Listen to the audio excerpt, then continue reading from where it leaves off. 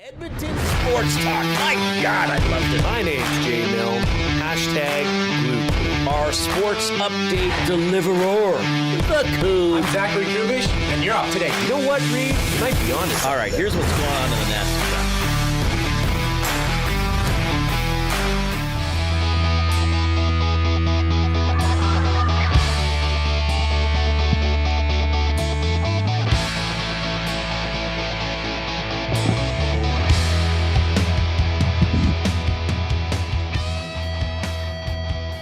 Oh, we are out of the cage yet again.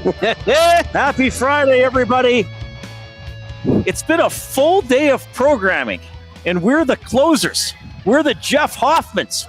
Oh, no, wait, that means we would have got moved up earlier. We should have closer music. I guess that is that. Entry. Well, that is our music by the Heavies there.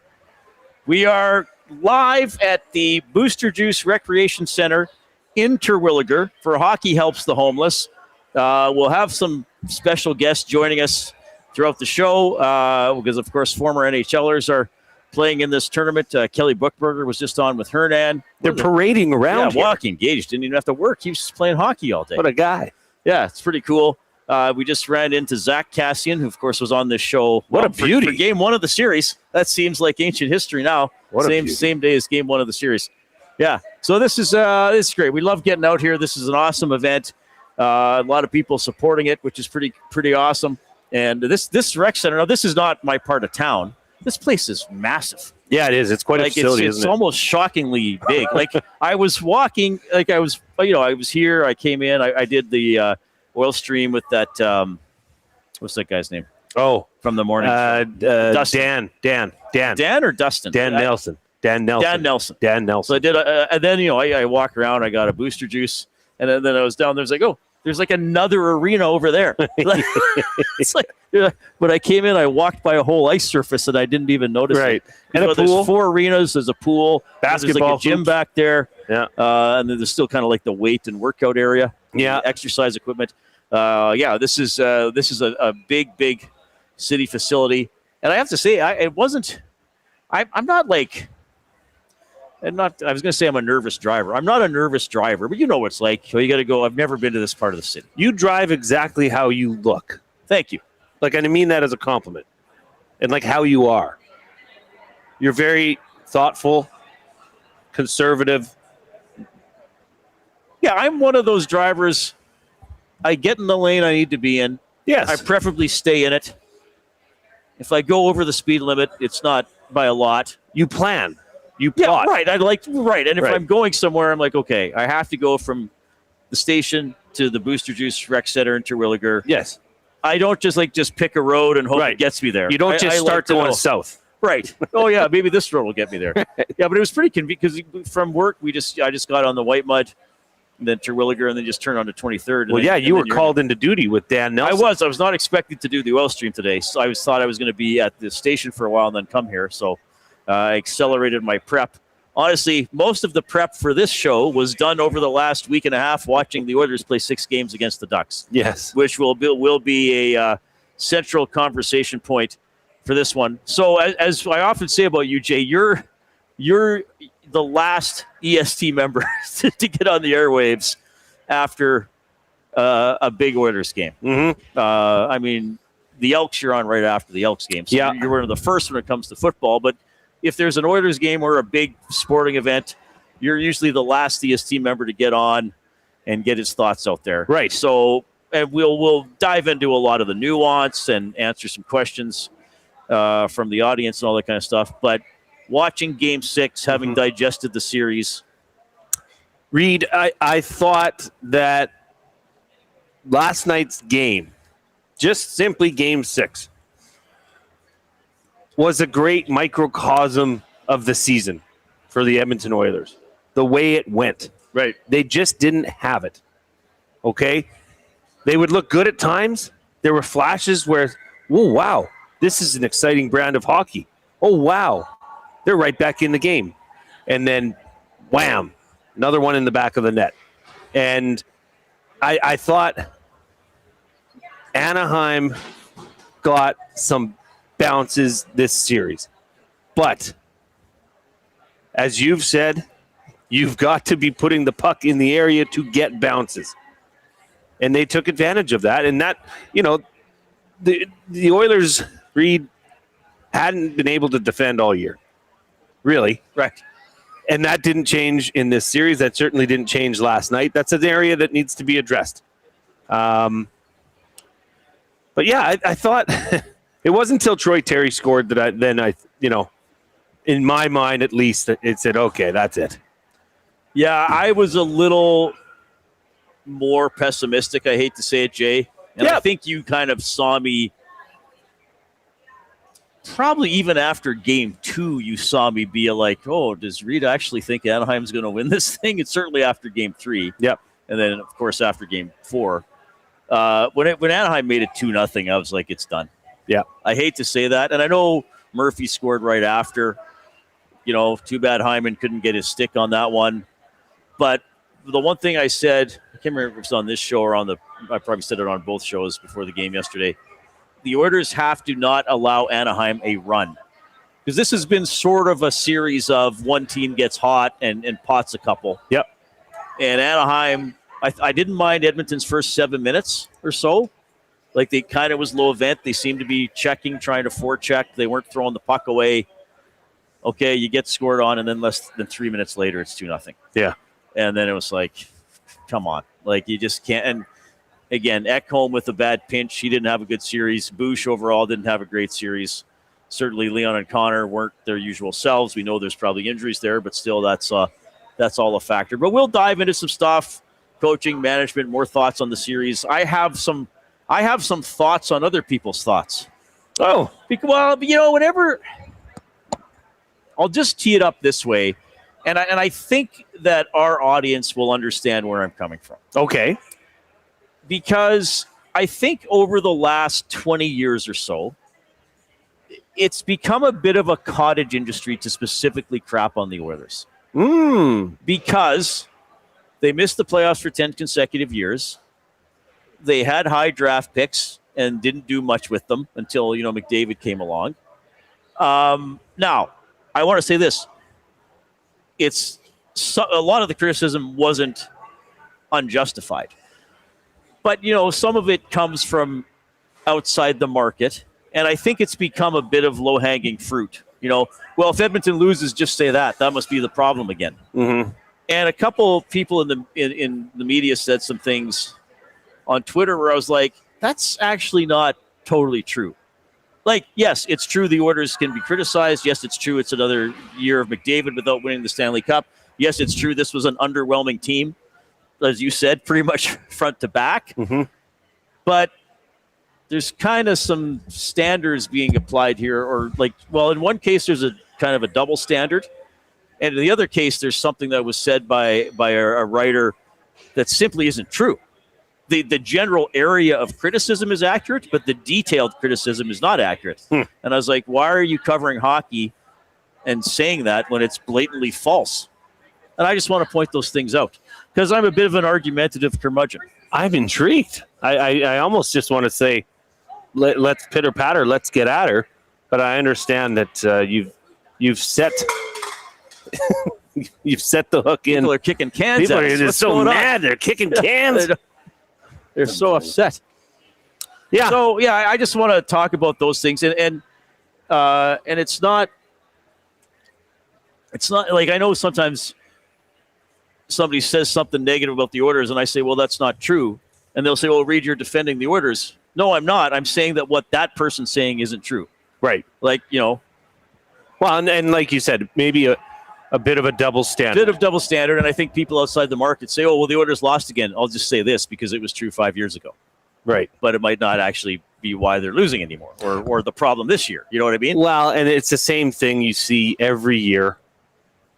And Reid, I wondered this last night as I'm scrolling through. Oh, I will name names, Duck Dad. Don't worry. I have their tweets. As I was scrolling through X, and I wonder, is the Edmonton fan base obnoxious and annoying outside of Edmonton? Is that how it's perceived? I'm just wondering. I'm not saying that at all. Hate the Oilers, sure. But okay, but like, why do people why would people hate the Oilers or their fan base? Okay, here's why people hate the Oilers or try to point out fault with the Oilers. Okay. The Oilers are the most successful Canadian team in the NHL since 1979. Sure. They're even more successful than the Montreal Canadiens. There was a certain amount of good fortune involved to land Wayne Gretzky. That could have been the Winnipeg Jets if only Scalbania or whoever had taken the plane to Winnipeg. And then there's obviously it was easy to ridicule the team through the decade of darkness. And then it's like, wait a minute, you keep getting number 1 draft picks until you get McDavid. So now there's a certain amount of jealousy there. And of course you can say, did they do enough with, well, not just McDavid, with Taylor Hall, with Nugent Hopkins. Sure. So it's jealousy hate. So it's. I think some of it's just jealousy hate, some of it's rivalry hate, and I mean that's the nature of pro sports. You don't always have to be rational. Your feelings don't have to be rational. That's fine. But because the reason I brought that up is the amount of Connor's out, Connor's gonna leave, Connor's gonna want to trade, and all that. Like that really makes some people happy. It's hilarious to me. It brings joy to some people. To suggest that Connor McDavid, who by the way, his 2-year extension hasn't even kicked in yet. No, it hasn't. Is locked up here in Edmonton for 2 more years. But yet, no. Connor, well, there could be the day where he doesn't play for the Edmonton Oilers. I don't sit around worrying about that day. No, I'm more involved in the here and now. Well, yeah, his contract expires in 2 years, or just over 2 years. Yeah, that's a fact. But you see the same stuff every year. You saw it last year. I block a lot of that out. I mean, it's just such a lazy. Hey, something bad is going to happen. Oh, okay. Thanks for telling me. Well, thanks for living life that way. You can text us, of course. You have the text open. I do. 780-218-9999 is the River Cree Resort and Casino inbox.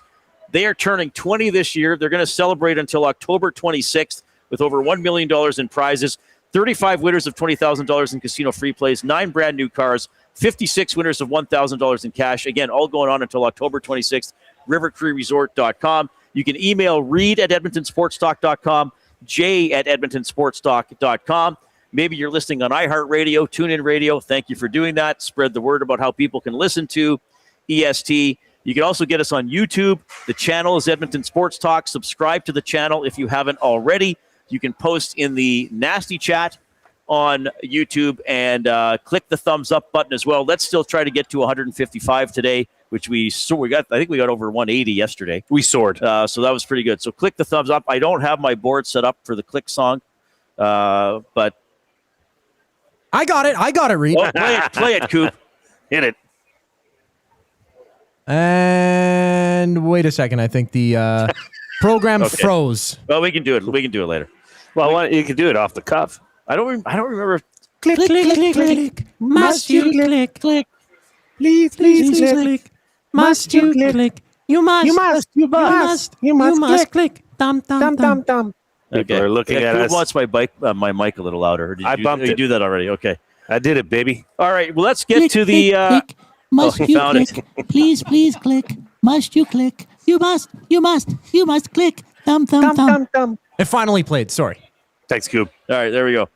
Let's get to the afternoon headlines presented by 100.3 The Bear, Edmonton's best rock. Stream them on iHeart today. This is Chet Palmer with your sports report. We're on the spot at the Booster Juice Rec Center. Booster Juice? I hardly know her. Booster Juice sure does have some funky names for its drinks. Hey, Jason Milne, is that a pomegranate passion in your pocket, or are you just happy to see me? The locals can hit the links after getting boiled in duck soup. You know, whenever my brother-in-law yells for, he's usually at the roulette wheel. I'm Chet Palmer. Booster Juice? I hardly know her. It's Chet. He had it on he texted it to Ben, and then he just read it today. Benny had a sneak peek. Afternoon headlines for 100.3 The Bear. You like that one? I wasn't sure you liked that one that much. I'm not really sure. I might have to talk to Chet. Like, he usually does 3 stories a day, or 3 little. Yeah. Like, 2 of them were about Booster Juice. Yeah. I'm not sure if that's a sports update. Hey, maybe. But he's out in the community. He's stressing that he's out in the community. Maybe he's on the payroll.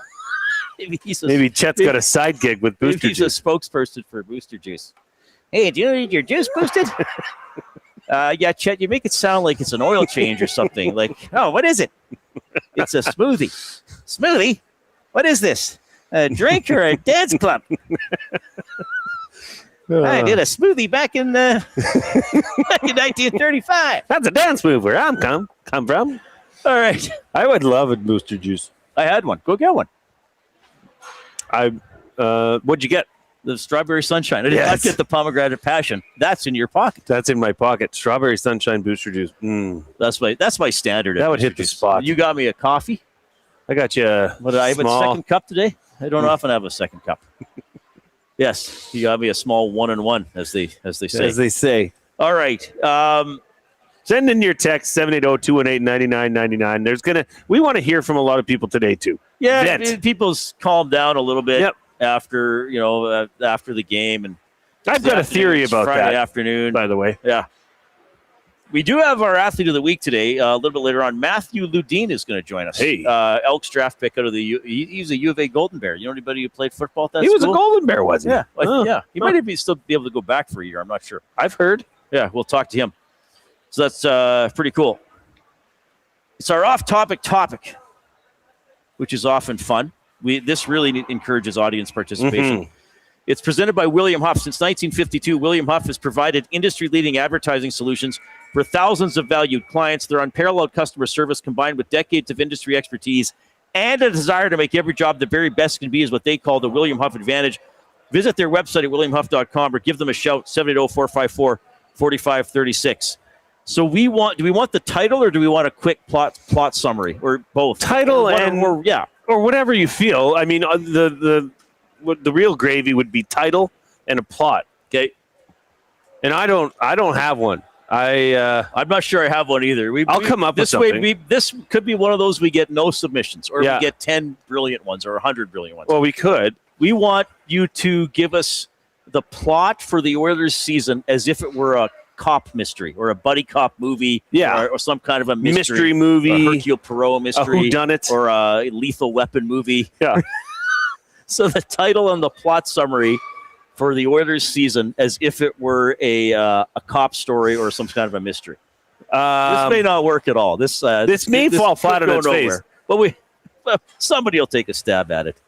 Oh, maybe that could be the title. Take a stab at it. Take a stab at it. How about Average Expectations? The true untold story of the Edmonton Oilers. Right. That was quite a comment last night, huh? From old Captain Connie? Yeah. Well, I mean, that's true. They were kind of an average team with high expectations, but they never... I mean, when you look back on the year, at any point in the season, like, were they grinding it down? Were they grinding other teams down? Or did they... we talked about the lack of a long winning streak, like never won more than 3 in a row till January. Yeah. Never won. Then they had a 5-game winning streak late in the season. They didn't even have like a 15-game stretch where you're like 11-4 or something like that, where they really pack up a lot of points. We've been searching for consistency all year, and obviously we didn't find it here in the playoffs.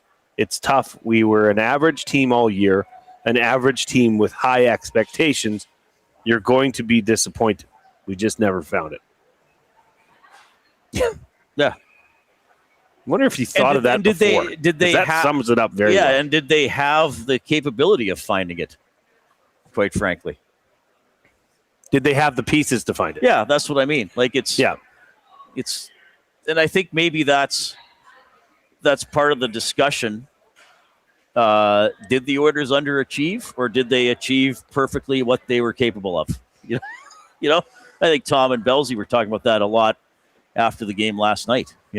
Were they did they leave a round or two on the table, or it's like, no, they're pretty much a team that kind of not barely got into the playoffs, but didn't really take control of a playoff spot, and then just couldn't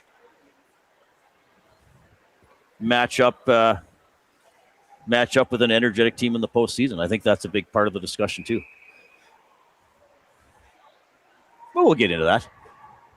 We'll hear from people on that. I wonder if Reid, do you think, and that's what my theory on, you said the Oilers fans have calmed down.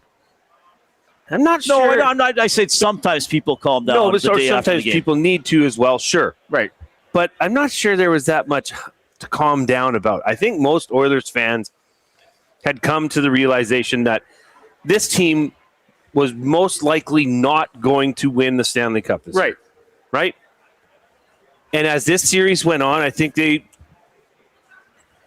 came to the realization that they're probably not going to move on from this series.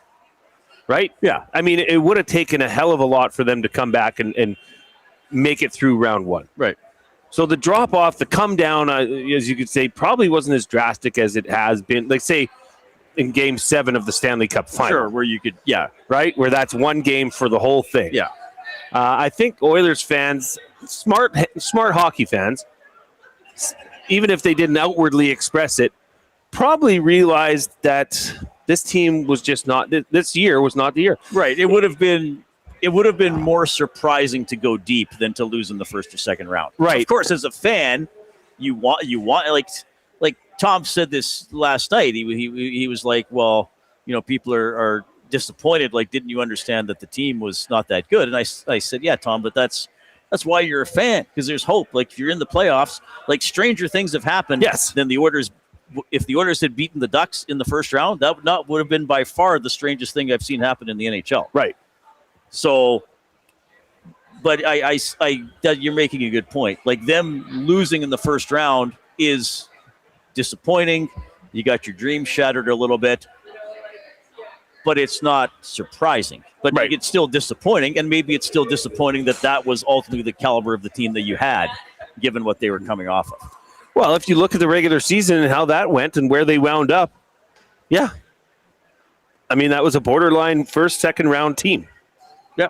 Right? And that's exactly how it went. Yeah, and I think the reason there was hope in round one and maybe round two was, as we talked about, the bracket they were in. Sure. So and anyway. There's always hope and belief when you have Connor McDavid and Leon Draisaitl. That's simple. That is the case, right? Yeah, true. Yeah, you never know if great players can go off and win you a series or something like that. So 780-218-9999 is the River Cree Resort and Casino inbox. We're going to welcome a new partner on board on the next segment. You know what? I'll get into those two tweets that I was talking about. I'll do that in the next segment as well. We'll go back to EST Global HQ, and here's the Coop.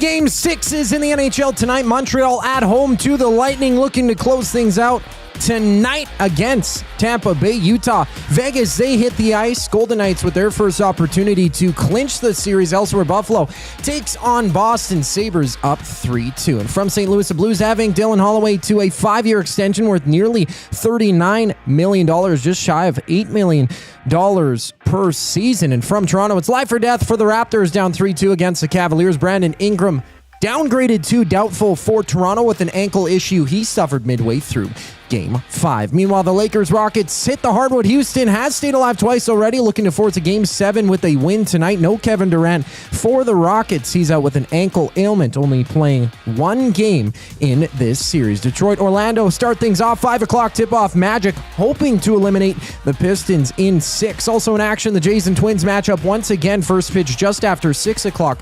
Patrick Corbin to the bump for Toronto. Simeon Woods Richardson countering for Minnesota. This sports update is brought to you by Paramount Flooring. From custom homes to small renovations, Edmonton's top builders and contractors rely on Paramount Flooring. Their in-house team handles everything from selections to completion, keeping projects on track and on time. Visit their showroom, open 7 days a week, or find them at ParamountFlooring.ca. More on the Reid Wilkins Show live from the Booster Juice Recreation Center in Terwilliger next. I'm Zachary Kubish, and you're up to date.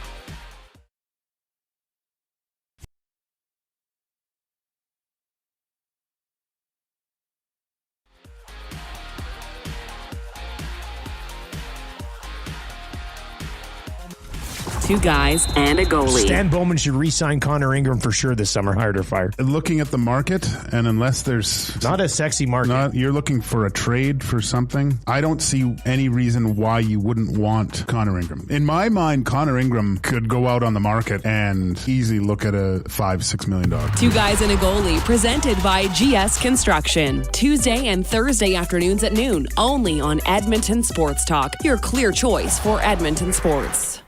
We have what you're looking for.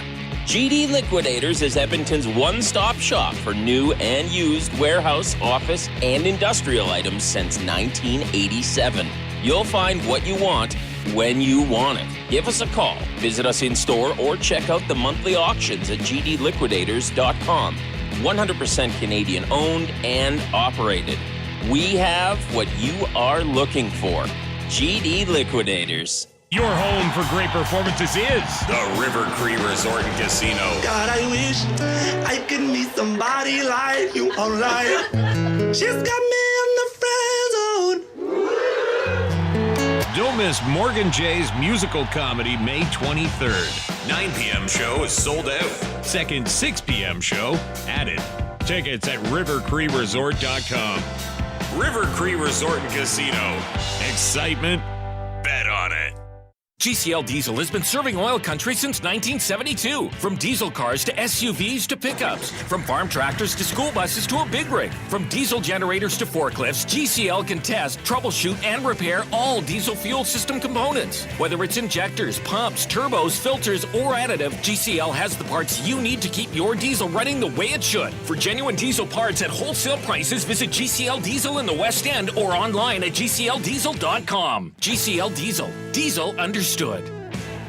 The Canadian Brewhouse has a happy hour for any scenario. You finished work early? Happy hour. You finished work because you accidentally hit reply all to the entire company? Big happy hour. Your boss said, great job. Happy hour. Your boss said, per my last email. Ugh, emergency happy hour. You finally closed the big deal. Happy hour. With a huge selection of ice cold drinks and great food, the Canadian Brewhouse has a happy hour for whatever just happened at work. The Canadian Brewhouse. Your day just got happier. Hey Edmonton, did you know a local Play Alberta winner scored over $430,000 on Desert Fantasy? Think about the rec room you could build with that kind of cash. From major casino winners every hour to jackpots worth millions and hundreds of popular games to money that stays in the province, there has never been a better time to sign up for Play Alberta. Download the app today to get started with casino, sports, and lottery, all in one app. Must be 18 plus to play. When you gamble, use your game sense.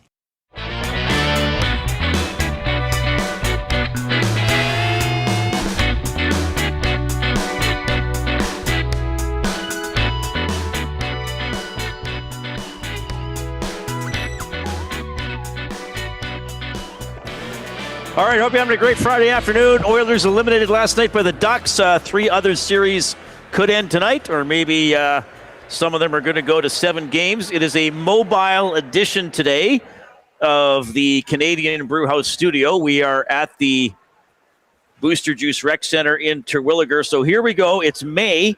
Turn up the heat this May at the Canadian Brewhouse with the wing flavor of the month, roasted jalapeno poblano.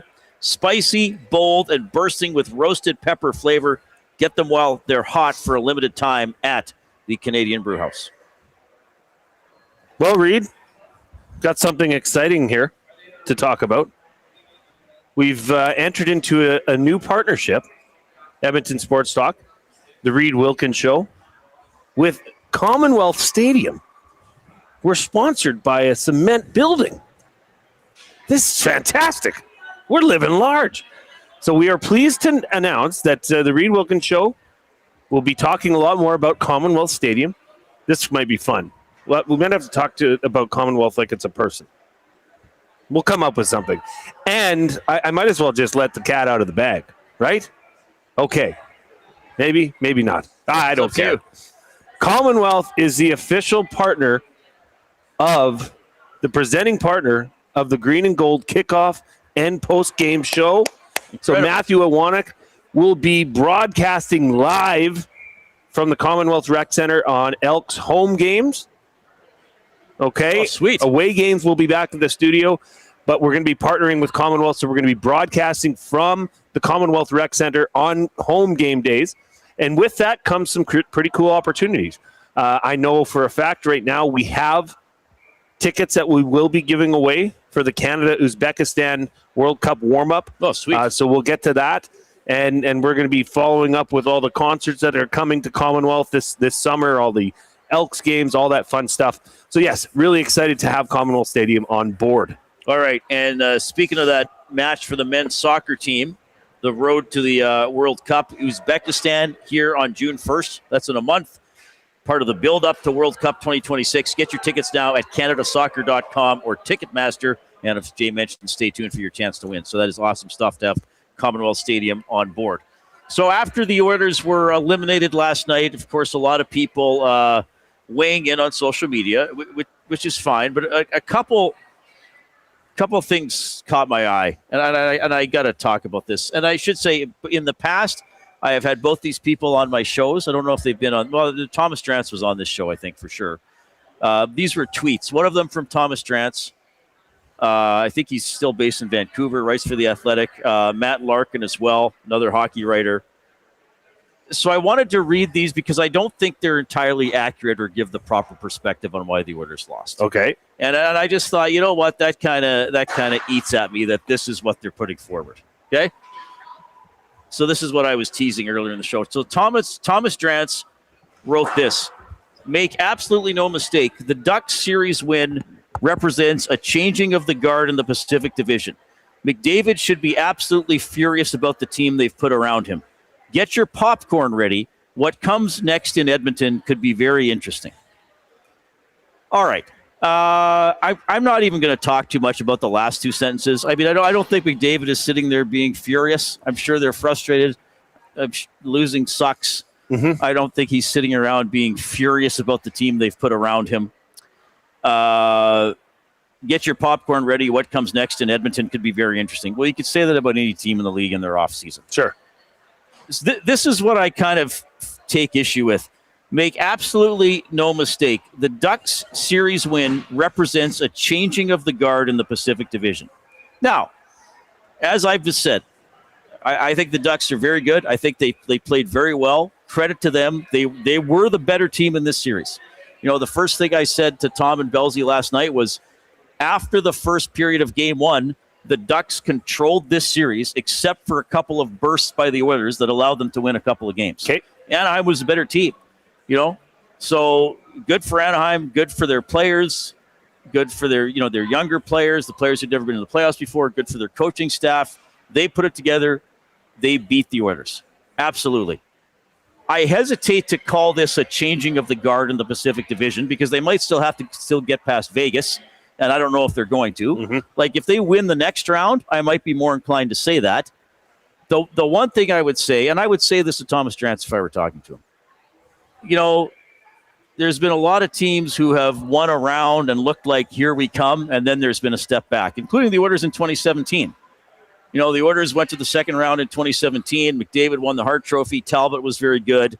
And they came out the next year and weren't very good and missed the playoffs for 2 more years. And then they, had to build back up again.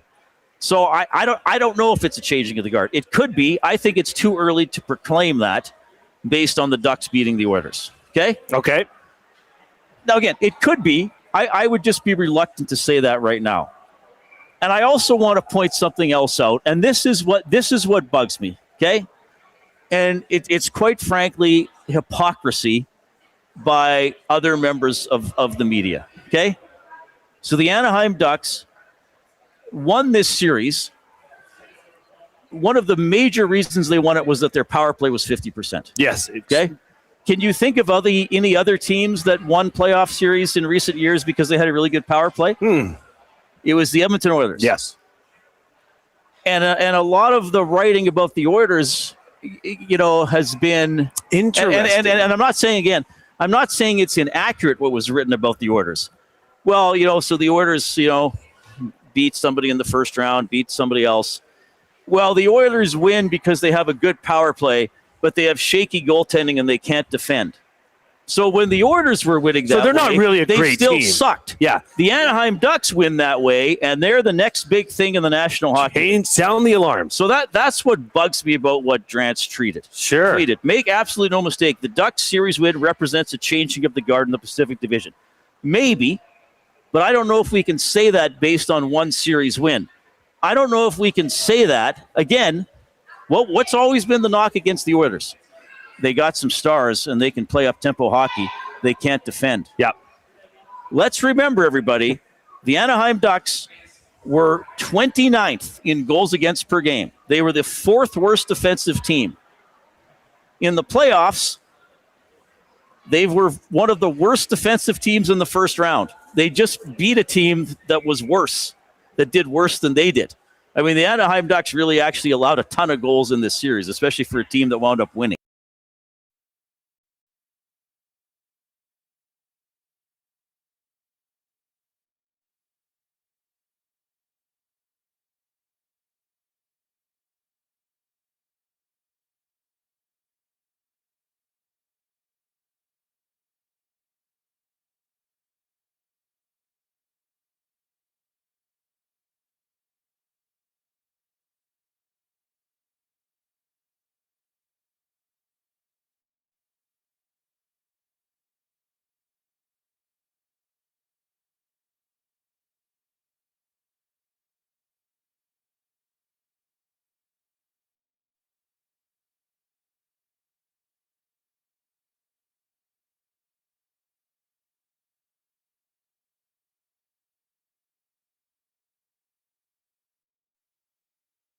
Does the Dostal thing linger? No. Well, he hasn't been good the entire... Also a good point. Yeah. The stats of now the worst goaltender in the National Hockey League playoffs so far. Yeah. There's no way they don't go back to him, though. Husso made a couple of nice saves, but Dostal's their guy. And as Noodle said this morning, Husso's basically the number 3 guy. Doyle Stream Pizza. Wednesday and Friday afternoons at noon. Only on Edmonton Sports Talk. Your clear choice for Edmonton sports.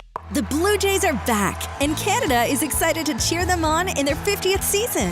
Whether you're swinging for the fences at the ballpark or stepping up to the plate with those spring projects at home, Sentinel Storage can help you make room for all of it. From tools and bikes to boxes and seasonal gear, Sentinel Storage gives you the extra space you need all season long. Try 4 weeks free today. Visit sentinelstorage.ca for details. Sentinel Storage, official storage partner of the Toronto Blue Jays. Let's go Blue Jays!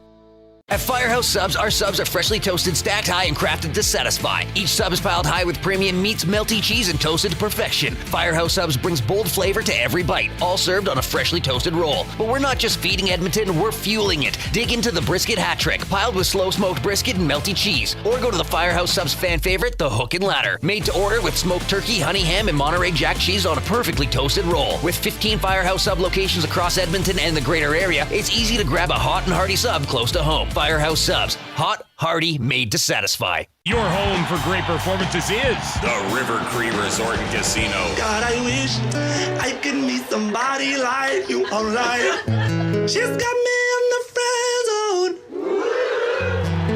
Don't miss Morgan Jay's musical comedy May 23rd. 9 p.m. show is sold out. Second 6 p.m. show added. Tickets at rivercreeresort.com. River Cree Resort and Casino. Excitement, bet on it. Goodwill is one shopper, finding something I never knew I needed. A jacket, a deal, one donor, letting go of something so someone else can move forward. One program participant, learning, trying, building skills, building confidence, building a future. One purchase, one donation, one job, one choice. Goodwill is the power of one. The power of one. The power of one. The power of one. Goodwill Industries of Alberta. It all starts with one. Playoffs don't care what day it is, and neither does the Canadian Brewhouse. Monday, we're packed. Wednesday, electric. Saturday, don't even ask. The Canadian Brewhouse is here for every game, every round, every minute of overtime. From puck drop to final buzzer, we are in this with you. Book your table, find your people, get loud. Don't miss out. Every game feels like a Saturday. This is our house, the Canadian Brewhouse. Looking for flooring? Paramount Flooring has it all. Sales, service, and expert installation with options for every style and budget. Open 7 days a week. We've got you covered. Quick delivery and in-stock deals. Plus, EST listeners get 10% off. Visit ParamountFlooring.ca today.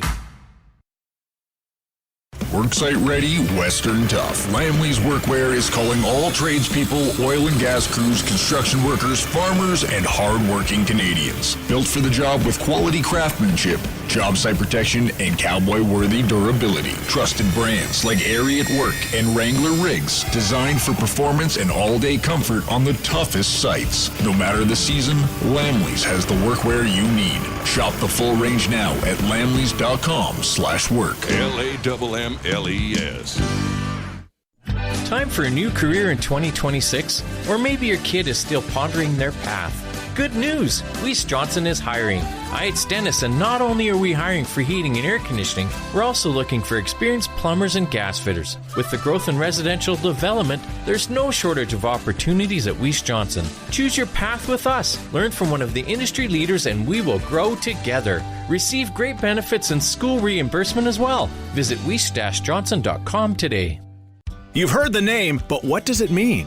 For over 66 years, William Huff Advertising has supplied signage from screen printing to digital to LED with design, production, and install in-house. It's a one-stop shop for all your signage needs. Edmonton owned and operated, William Huff has been trusted by the biggest companies and teams in the City of Champions and many others across the country to do the job. If you're looking for a way to get the word out about your company or event, they are the answer. Go to www.williamhuff.com. Their results speak for themselves. So we'll finish this and do your play of the day. Okay, so we had a bit of a technical issue there. I think I got cut off in the middle of my thought, which probably was relieving to a lot of people. But I'll just wrap it up. I was talking about this. Thomas Drance of The Athletic tweeted out last night, make absolutely no mistake, this Ducks series win represents a changing of the guard in the Pacific Division. I hesitate to label it that. Maybe it will. Maybe 5 years from now, we'll say that's when it started for the Anaheim Ducks.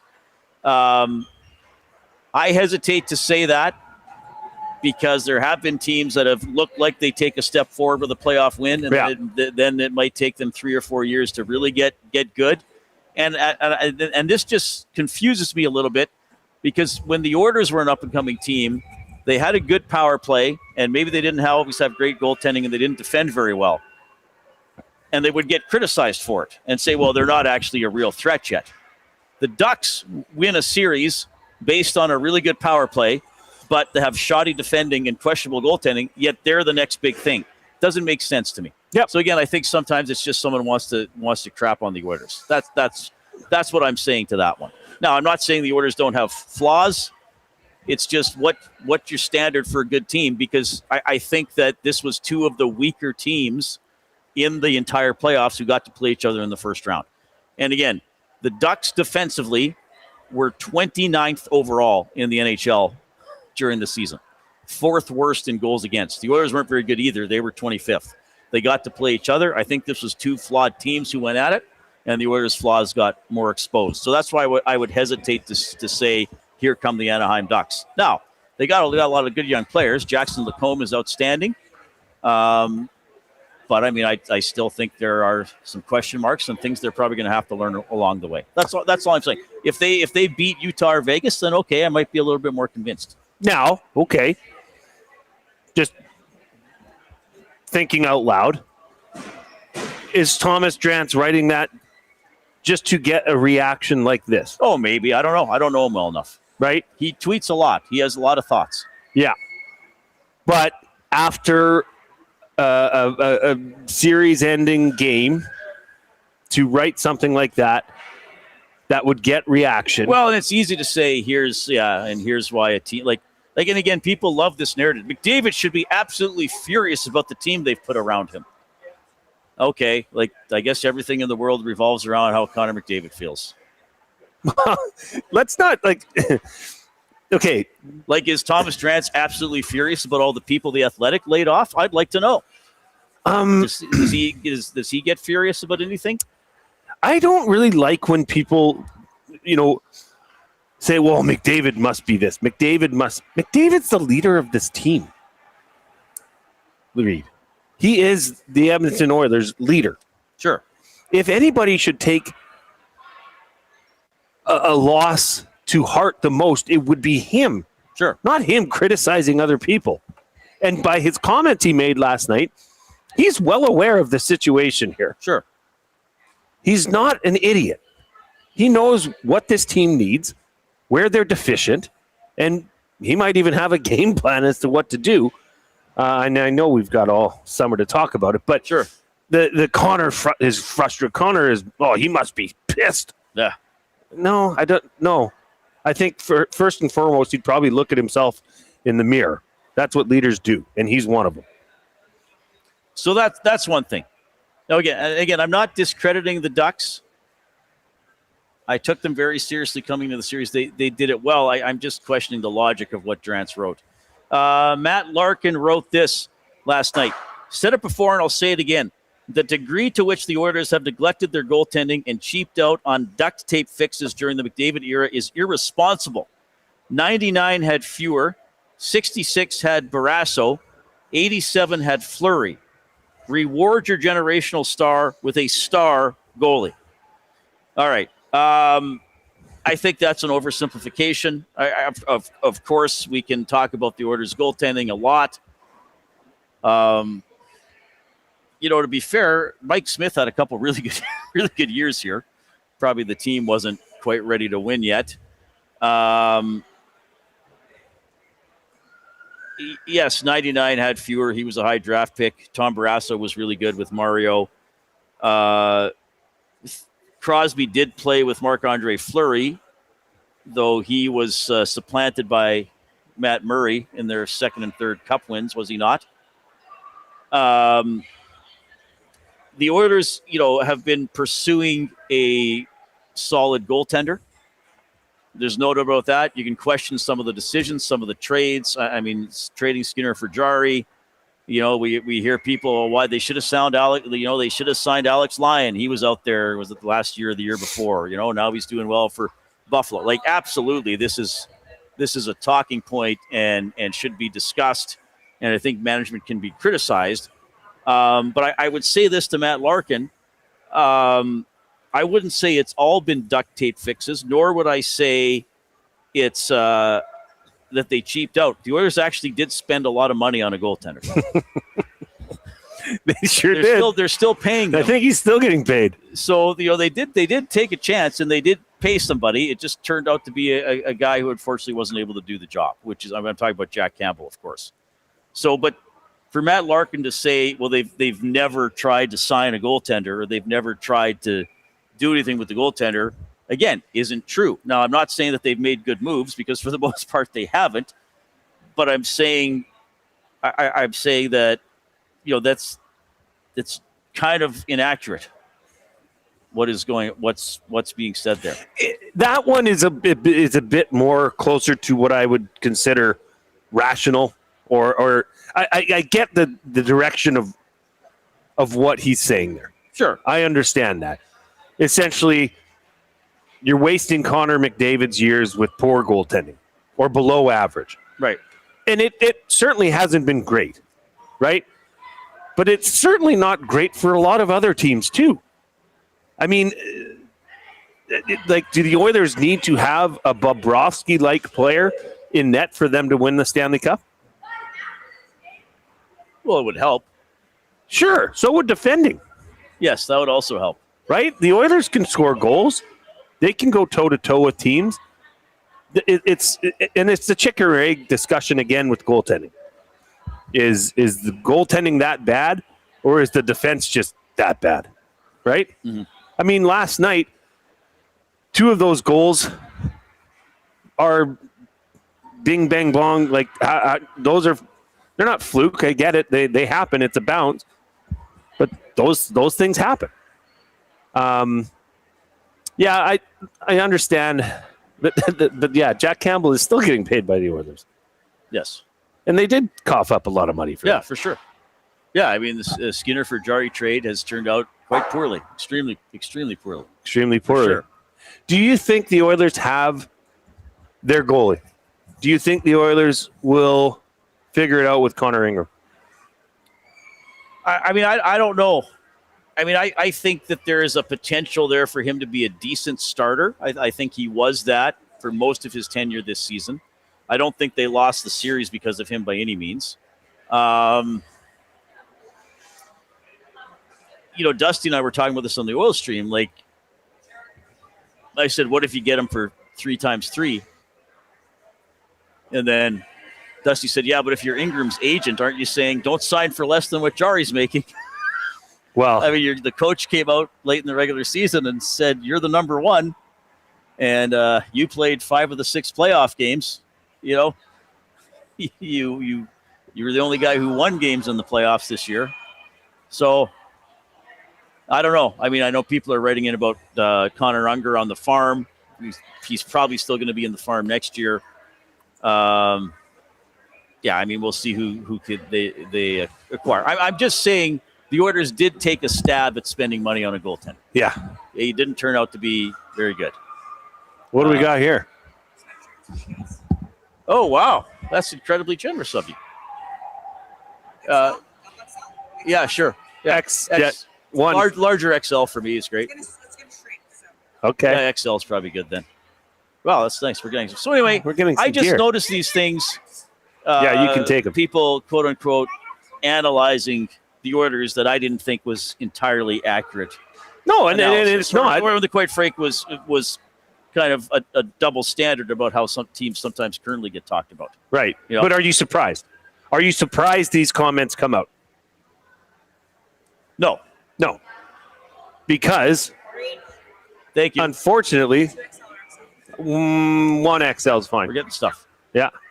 Yeah, I've also found, I don't know, I'm going to say something here. I probably shouldn't, but I will. Oh, now you have to. I've also found from my years in broadcasting. Thank you so much. You.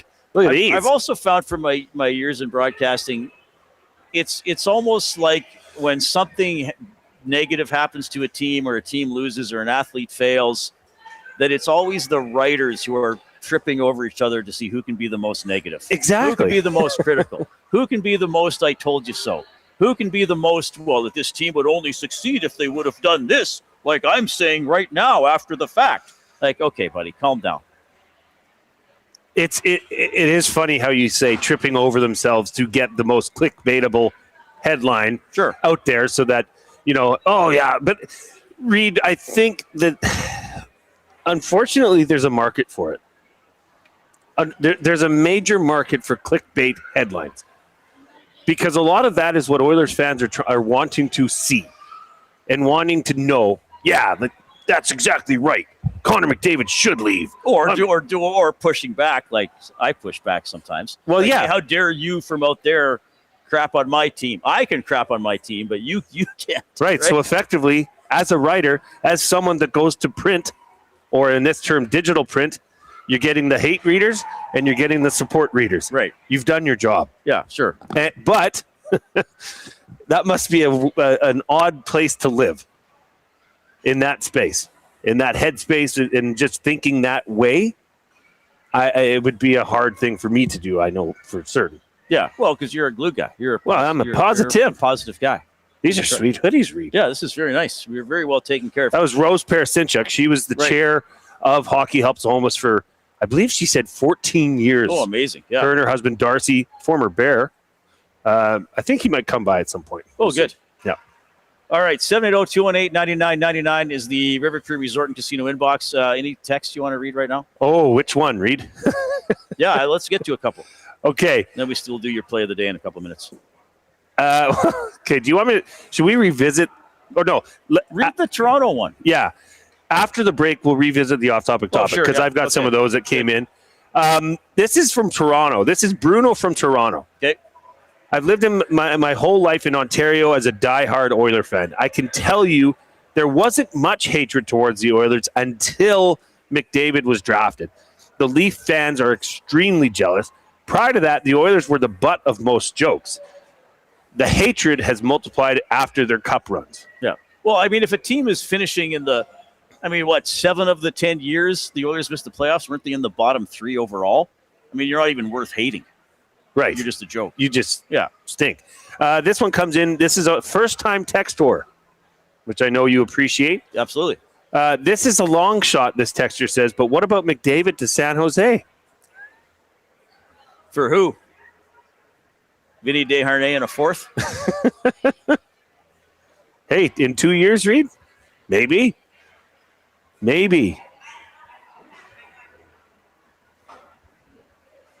Okay, Munchmaster Flex. This is a little bit lengthy, but I'll get through it here. Like the fact that McDavid only took a 2-year deal, show me what you can do deal to management. Oh, well, giving him a discount is proof that the only reason the Oilers have made the Stanley Cup final the last 2 years and have had any sort of playoff success is off the backs of Leon and Connor. That's all good. No player can win a Stanley Cup, or no two players can win a Stanley Cup on their own, but they could drag a team there and just fall short. This management has completely and utterly failed time and time again. If they don't clean house right now and start over with guys who have proven they can put a team together and be a winner, it will be an epic collapse, just like the Toronto Maple Leafs starting to go through right now. Well, I'm worried about that. Like, the Oilers are not, at the moment, they are not well positioned to be any better next year, I don't think. Dusty and I were talking about this. Like, I'm not a big, I'm just going to come on here and talk about people getting fired. But it's probably time for a new general manager, someone with a different outlook and who can find different types of players, or, more competitive players, faster players, guys like that. It's all fresh right now, right? So the most recent version of the Oilers we saw wasn't very good. Now, having said that, it was almost a very halting season. Like, is that the right word? It was like, or sputtering. It was like, oh, we're going. Oh, no, we're not going. Oh, here we go. Oh, no, we're right. It was like different for sure. I don't know if I'm using the right terminology, but do you think, and I agree, because these are real human beings. These are people with lives and families. But do you think there's a chance that there's absolutely no change in the coach's room or in management? I do think there's a chance. I don't think that is a good option. I mean, I'd like to see them strengthen the coaching staff, quite frankly. As in Knobloch? Or a more experienced assistants.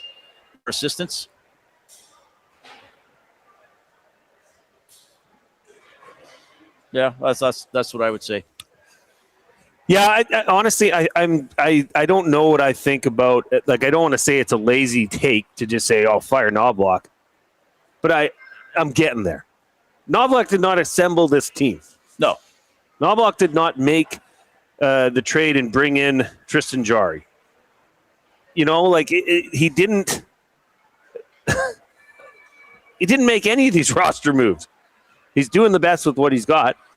Reid, I mean, you look at this roster: Henrique, UFA; Dickinson, UFA; Roslovic, UFA; Max Jones, Kasperi Kapanen, UFA. There's going to be a lot of changes to this. But a lot of guys that maybe you'd like to be able to move on from have no movement clause. Like, are there better defensemen than Jake Wallman? Yes, there are.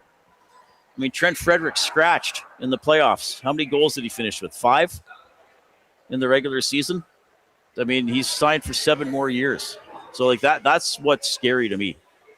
Let's do Jay's Play of the Day. It's presented by Play Alberta. It's time to turn up the fun with the all-new Play Alberta app, your digital destination for casino, live dealers, lottery, instants, and, of course, sports betting. Well, Reid. It's Play. You got the song. It's Jay. It's today. It's Jay's Play of the Day. It's Jay's Play of the Day. Jay's Play of the Day. It just got locked and loaded. What timing? So I'm going to read this to you live. It just got put up on the over at playalberta.ca. So we are going with Jay's Play of the Day. Buffalo Sabres money line. Okay, they're in Boston, right? Tampa Bay plus 1.5. So Tampa Bay can lose by 1. And be eliminated. Montreal, okay. Or they can win. I think this is going 7. So I like this.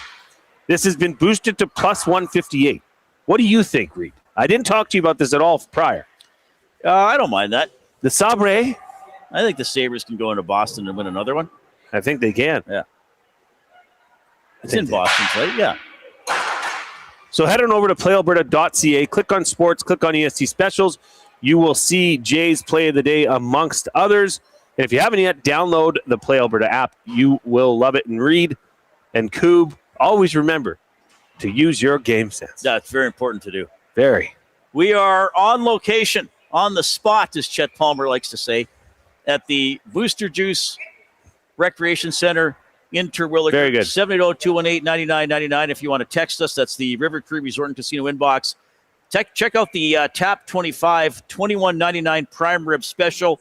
7 days a week, except show nights from 11:30 in the morning to 11 at night. That's available for both dine-in and takeout. rivercreeresort.com. We may be joined by a former NHLer or two throughout the course of the afternoon. We shall see. At the whim of when they are going on or off the ice, but we have plenty to talk about. We'll get to some of your feedback, of course. We'll check in with the off-topic topic for William Huff. Here's the 4 o'clock break.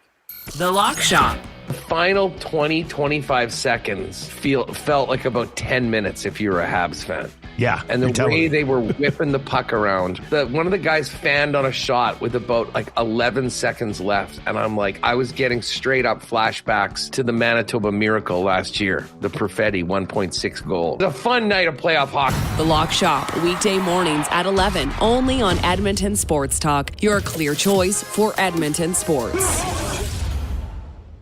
You've always known GCL Diesel as the experts in diesel fuel systems, but did you know that GCL is also your source for turbochargers and turbo repair? As a turbo supplier for Garrett, Borg Warner, and Holset, GCL can provide genuine original equipment turbos at wholesale prices. Whether it's diesel, gas, natural gas, or performance, we can provide you with the turbo or custom repair you require. Turbo questions? We've got turbo answers. Visit us in the West End or online at GCLDiesel.com. GCL Diesel, turbochargers, understood.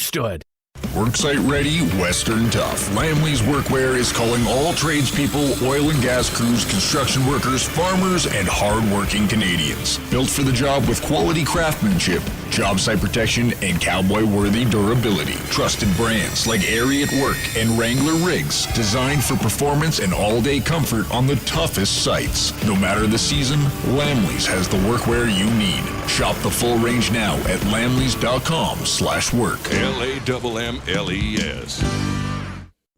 Time for a new career in 2026? Or maybe your kid is still pondering their path. Good news! Weiss Johnson is hiring. It's Dennis, and not only are we hiring for heating and air conditioning, we're also looking for experienced plumbers and gas fitters. With the growth in residential development, there's no shortage of opportunities at Weiss Johnson. Choose your path with us. Learn from one of the industry leaders, and we will grow together. Receive great benefits and school reimbursement as well. Visit weiss-johnson.com today. You've heard the name, but what does it mean? For over 66 years, William Huff Advertising has supplied signage from screen printing to digital to LED with design, production, and install in-house. It's a one-stop shop for all your signage needs. Edmonton owned and operated, William Huff has been trusted by the biggest companies and teams in the City of Champions and many others across the country to do the job. If you're looking for a way to get the word out about your company or event, they are the answer. Go to www.williamhuff.com. Their results speak for themselves.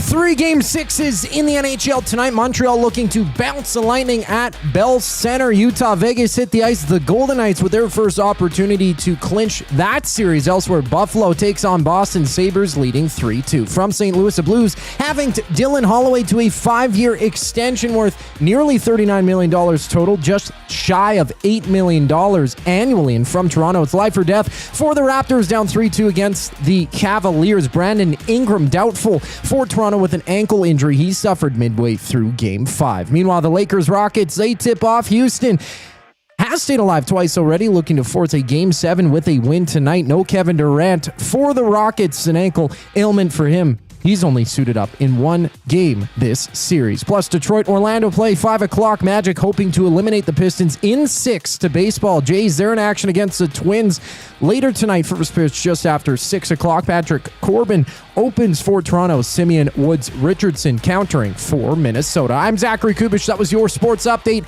Hour 2 of the Reid Wilkins Show starts right now.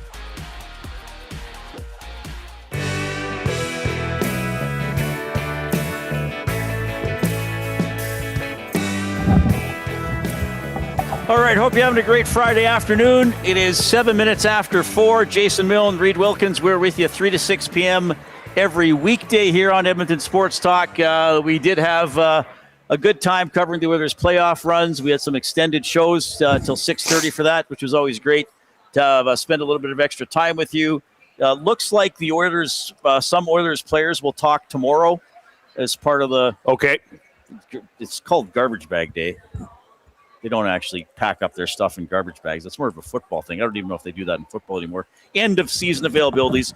Then I think it'll be Bowman and Knobloch on Monday. Okay. So we'll have you covered for that. Into the off season we go. What do they take? Hockey players. Well, they got to take their deodorant home. Probably their soap. Like, do they wrap up their sticks? Probably their shampoo. They take sticks. Probably got an extra pair of Gaunch in your locker. You probably got a couple pairs of Ginch. You know, maybe your shower sandals, your thongs. Yeah, your shower sandals. Thongs. Maybe a book. Maybe you got a book lying around. Oh, sure. I don't know what they actually pack up. We'll ask if we get a former NHLer on.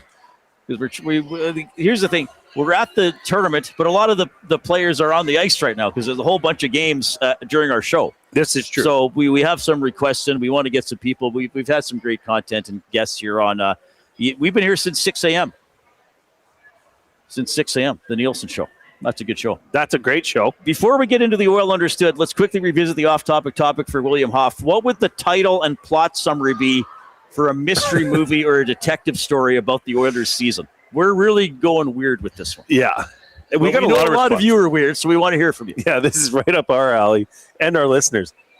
Stanley and YYC. Detective nurse and the mystery of how the puck deflects into his own net.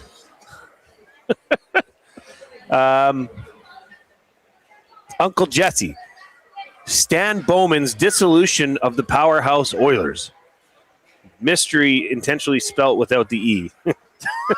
Jeez. Pizza Boy, Stan and Jeff Dream Chasers. In the Prairie City's gritty streets, seasoned cop Stan is trying to shake off his stormy past and steer his ship straight. Enter Jeff, a fresh-faced, fledgling cop with fire in his belly and stars in his eyes. Buckle up, folks. This dynamic duo's day-to-day escapades are a wild ride of wrong turns, wild cards, and white-knuckle goalie chases. Can Stan's experience and Jeff's enthusiasm merge to create a redemption story for the ages? Or will their barrage of busted badges and bruised egos send them spiraling down the drain? That comes in from Pizza Boy. That's one of the greatest text messages I've ever received as a broadcaster. Seriously? That is amazing. That is so well written. Yeah. Pizza Boy, gold star for you, my friend. Oh, wow. That's a high honor. Have we met Pizza Boy? I think we have. Yes, yeah. I think Pizza Boy's from Slave Lake. Okay. Well, big pizza community up there. Well, he owns remember he brought pizza to us? Remember it was pizza, but it was on, like, not a naan or... remember that? I don't think it's naan pizza, but it's like... It's not a tortilla. Flatbread? Flatbreadish kind of thing. All right. It wasn't a traditional pizza crust. I can't remember. Hey, but you could fill a warehouse with it. I don't remember. Well done, Pizza Boy. Yeah, that was really good. So send it 0218-9999, River Crew Resort and Casino inbox. You can email Reid at edmontonsportstalk.com, Jay at edmontonsportstalk.com. If you're on YouTube, give us a thumbs up. Hit that like button. We are at 72 thumbs. Let's get over 100 and then build to 155. So if you haven't clicked the thumbs up, get in there and click right away. And then click the share button, and you generate a link for the show that you can email and text off to other people in your life. A lot of texts coming in. Dan, so it's not Greaser. I always it's Greaser. He just. He doesn't know. He told me. I don't that's think not he's his name. offended by it. I think it's. Okay. I was an equipment manager in the WPHL. The guys take all of their gear and bag. This includes all their gear with the exception of game sweaters. Okay, so you take your equipment. Well, because, when you see guys doing their summer skates, they'll still have their Oilers pants and socks on and stuff, right? Right. Even if they're out in Ontario or BC or wherever they're skating. I think it'd be funny if they're like, where's my soap? I had an unopened bar of soap here. I need to take it home. Where's my Old Spice shower gel? Don't tell me you threw that out. Oh, my goodness. All right. Let's get into the Oil Understood. It's presented by GCL Diesel, providers of the best diesel engine components around. From turbochargers to injectors, fuel pumps to sensors, they are the critical engine component experts, proud to serve Edmonton and Northern Alberta for over 50 years, and now a partner of Edmonton Sports Talk and the Reid Wilkins Show. GCL Diesel. Diesel. Oh, what happened? Whoa. Understood. What happened? Did the screen go out for a while? I think went back to the studio shot. Yeah, no, I was just throwing something in there. I mean, you guys are on location. It's kind of dark and dreary without anybody here. Sorry to throw you guys off there. No, that was just during the pause. Wait a minute, Coob. What is your logic here? You're lonely without anybody at the studio, so you decided to put something on the live video feed. What is the connection there? Well, during the pause, I mean, it's you guys are taking a breath, and it's quite silent here as well. So I thought I'd mix it in. It was a. Hang on. I want to redo the read. Okay. What did he put up there? Well, now we can watch and observe. Okay. So Reed's going to redo it. Funny? No, maybe. Do exactly I'll just what you do the did. last sentence or two. Proud to serve Edmonton and Northern Alberta for over 50 years. Now a partner of Edmonton Sports Tech and the Reid Wilkins Show. GCL Diesel. Diesel. Oh, that's where we usually sit. Okay. I still don't get it. Well, it's just that it's an empty studio. Coop, I guess. I did it on a whim. God bless you. Yeah. No, thanks for explaining it to me. Coob, as you know, I love you. I just don't get you. I don't get myself either. I truly don't get you. That's why I ask you questions. That's okay. Because I'm like, can you explain yourself to me so I can get you? You know. Anyway, thanks, Coop. You were the understood. Okay, we want to know. I really want to know how you're feeling about the Oilers. And I look, if you just text in Oilers suck, okay, we're not going to read that. Like say something. Like there's certain things in my head. I don't know which way it's going to go. Like, do you have to scramble to get another goaltender? Do you want to go with Ingram? Like, how many players can you realistically bring back? Do you want to bring the manager back? Do you want to bring the coach back? What do you want to tweak? Like, let's, you've processed. You're probably over the it's an empty feeling when your favorite team's eliminated. I know a lot of you were just angry last night. Disappointed or whatever. Maybe you can be a little more thoughtful and analytical about it now. I want to hear that stuff. Okay, so we've got tons of text messages that are coming in, so keep sending them in. Yeah, keep sending them in. 780-218-9999. We understand. This is a different show. This is a different day. The Oilers season is over. It's time to tell us what you think, and we're going to tell you how we feel. This comes in from Rams fan. He says, if only Janmark was around, that would have fixed the penalty kill. He says, just kidding. But to be fair, it might have been better. It might have been better if Adam Henrique was there. It might have been. But I don't think it would have flipped everything. And let's not, I also saw those things too, Reid. The case for Janmark being in the line. Well, there was no Janmark. He would have helped the PK. And Adam Henrique. We're some trying to run Janmark out of town not that long ago. Well, he just never scores. That's why people make fun of him. Right? Old Gill says, what if the article was about Oilers fans, how Oilers fans should be mad about Connor McDavid not producing in the playoffs? You can spin and write things if you just like clicks. Oh, to the stuff I was talking about earlier? What did Connor McDavid finish with for points? Did he have 5? Or no, 6? 6, I think, right? Yeah, 6. So a point a game production in the playoffs. Yeah, for Connor McDavid, that might be it was light, but that's pretty damn good. Ken, Reid, I want to see what you say about this. Patrick Kane had Crawford and won 3 cups. Eichel and Stone had Aiden Hill. McKinnon had Darcy Kemper. What a stupid take that superstars need a superstar goalie to win the cup. Yeah, I agree with that because he's talking about that tweet. I would agree with that. Of course you need good goaltending. But hockey is a complex team game, and if you're good in other areas, you can win a cup with decent goaltending. Yeah. You can win a cup with a goaltender who doesn't give the game away. Darcy Kemper, to me, is just a good goalie. Now, Aiden Hill that year, to be fair, he was pretty good. He captured lightning in a bottle, but he's not an all-round seasoned or like a established superstar. Yeah. So like that's a fair comment. I mean, some years, it is Patrick Waugh or Vasilevsky in net. Some years it's Corey Crawford. Wasn't Niemi the first goaltender in Chicago? And Crawford was for the last 2 Gagers here. You want to come say hi? And Niemi was like, where'd Niemi go? Was Niemi in San Jose after Chicago? Right, because Todd had him, right? Yeah. Gager's going to come on for a couple minutes. I think we'll give you this headset, Gager. We're doing it on the fly.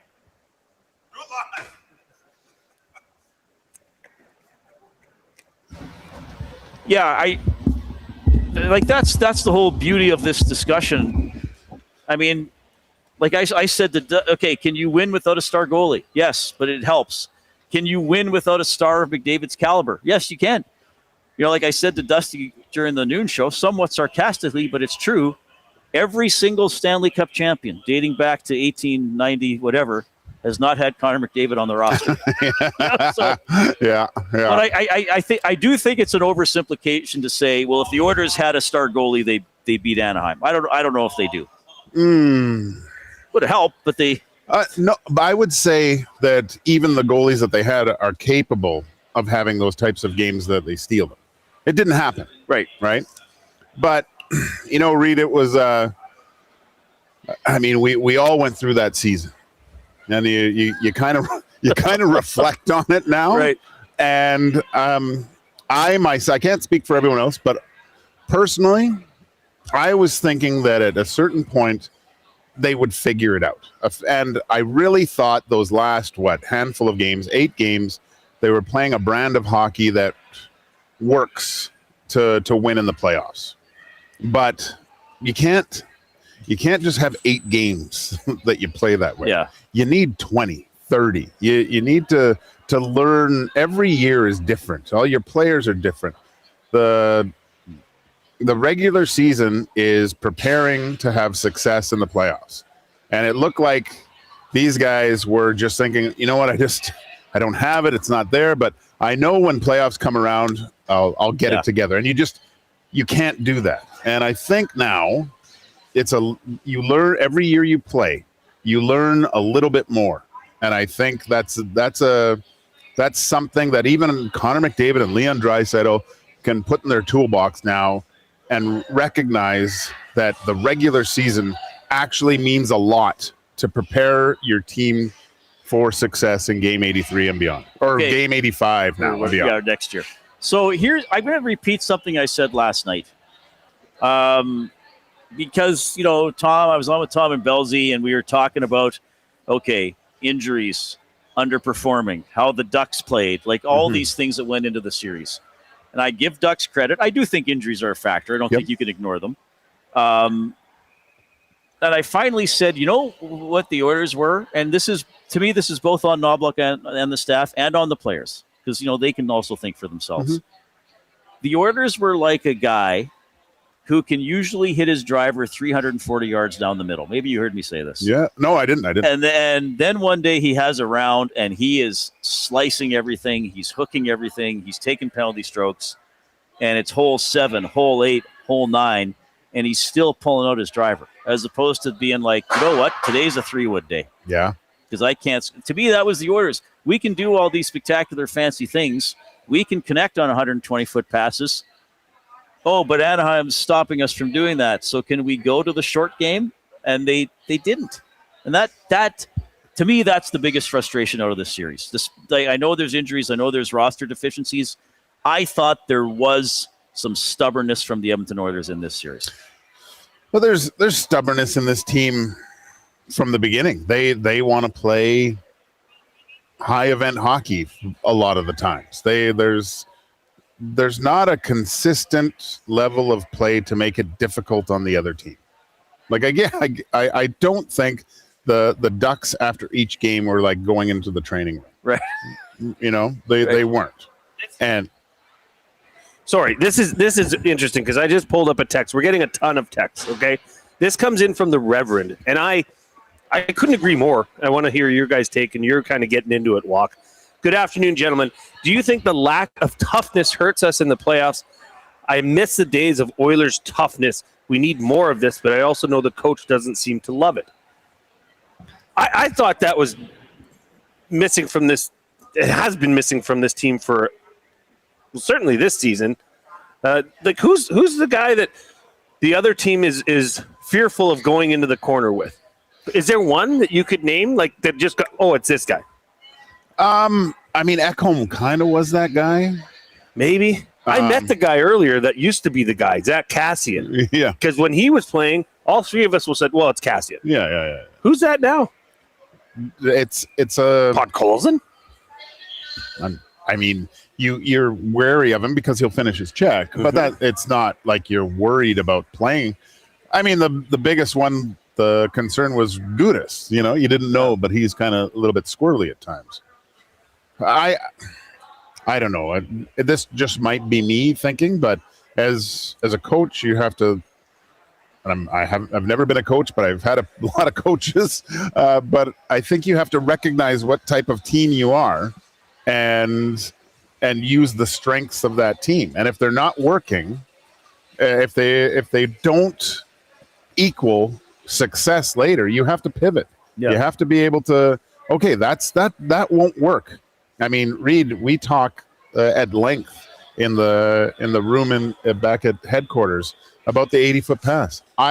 It drives my bus because I always hate when goalies come out and play the puck and fire it off to the far blue because one guy's standing there. Right. But there's 5 guys coming at him. He has no one else to pass to. It doesn't make any sense. I mean, if you can hit a guy for a breakaway, yeah, or a 2-on-1, sure. But leave it for your defenseman and come out as a group. Like, you'll see so many times throughout this series, D-man with the puck with 2 outlets, but he sends it 80 feet to one guy at the far blue covered by 3. Yeah. And it's like, what are you doing? Like, he can't do anything. Yeah. So. Yeah, and Anaheim was eating it up, and I really thought the Oilers kept playing into Anaheim's plans. Yeah. To some extent. And I'm nitpicking on certain things that are tough on the Oilers, but over the summer, who knows? We'll have to wait to see what the finished product is on the ice. But I think whoever's in charge or whoever's building it has to have some sort of vision of an identity of a team that's going to have success in years 2026 and 27. Okay, yeah, we're going 2 minutes. Did we just do a commercial and then come in? Yeah. Ryan, don't go anywhere. Come in. Okay, we're going to sub you out for Ryan. Get out of here, That's who we're Gage. talking to Ryan Joyce is going to Gage. Thanks for working a little overtime, buddy. That's Joaquin Gage. We're live at the Booster Juice Recreation Center in Terwilliger. And quick timeout then, Ryan Jones.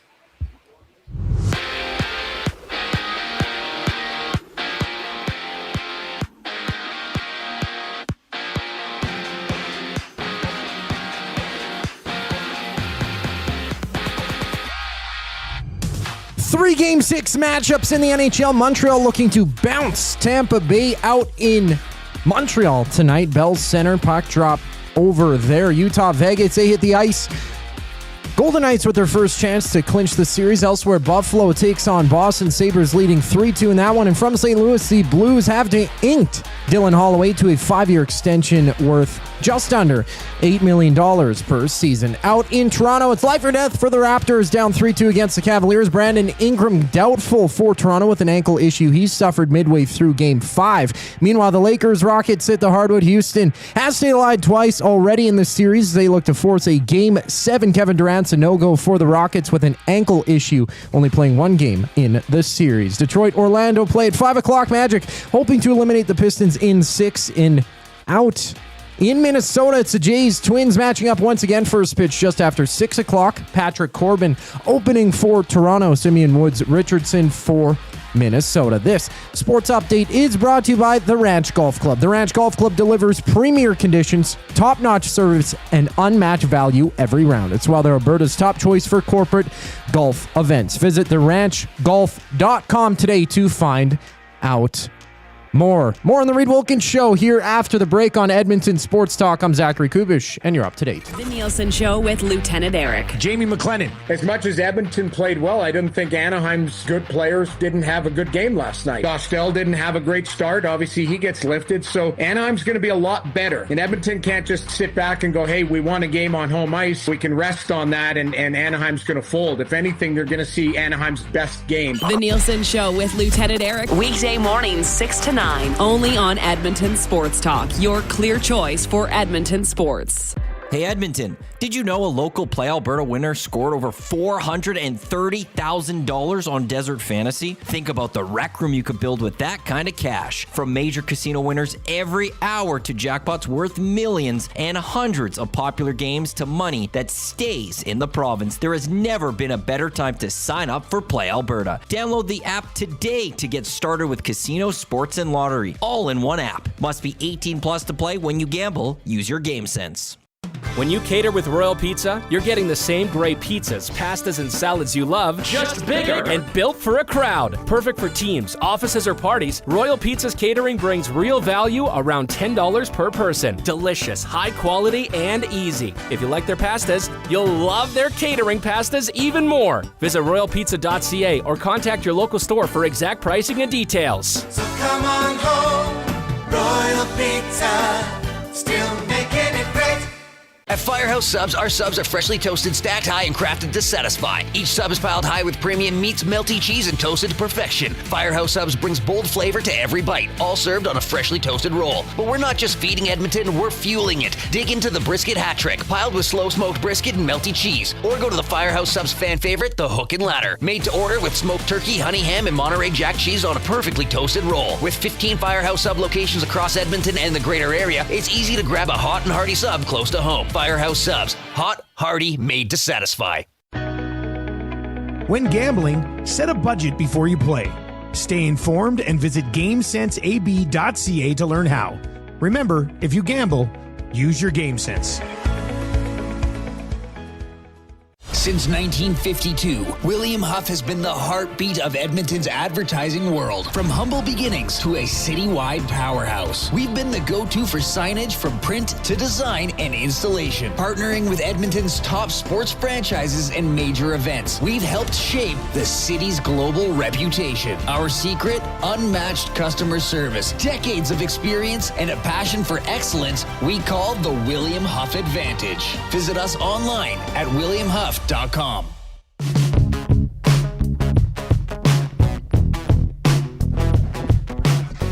right, hope you're having a great Friday afternoon.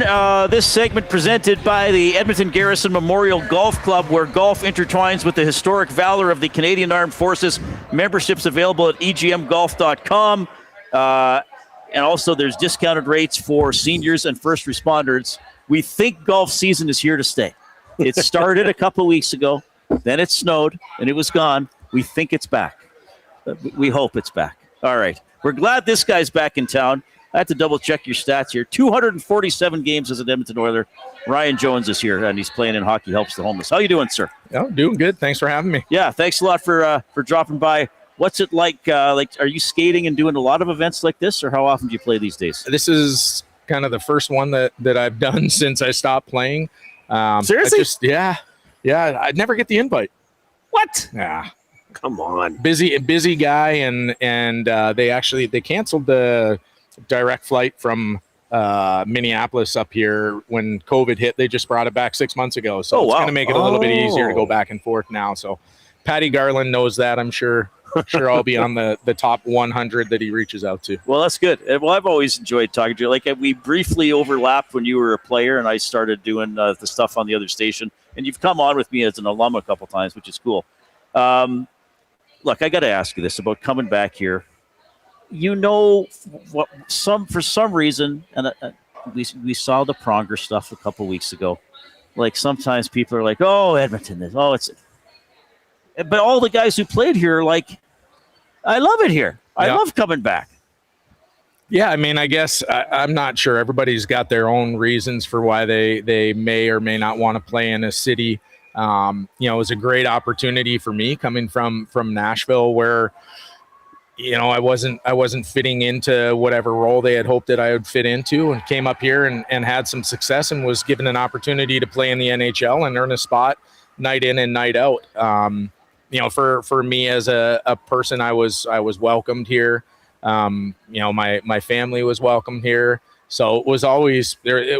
I never looked at the city of Edmonton as a place that I wouldn't want to play in.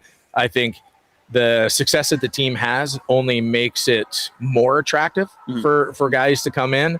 I didn't hear what Pronger said, and so if there's anybody that would have anything negative to say, it'd be one of the guys who went through the years where we probably needed 2 seasons of points to make the playoffs.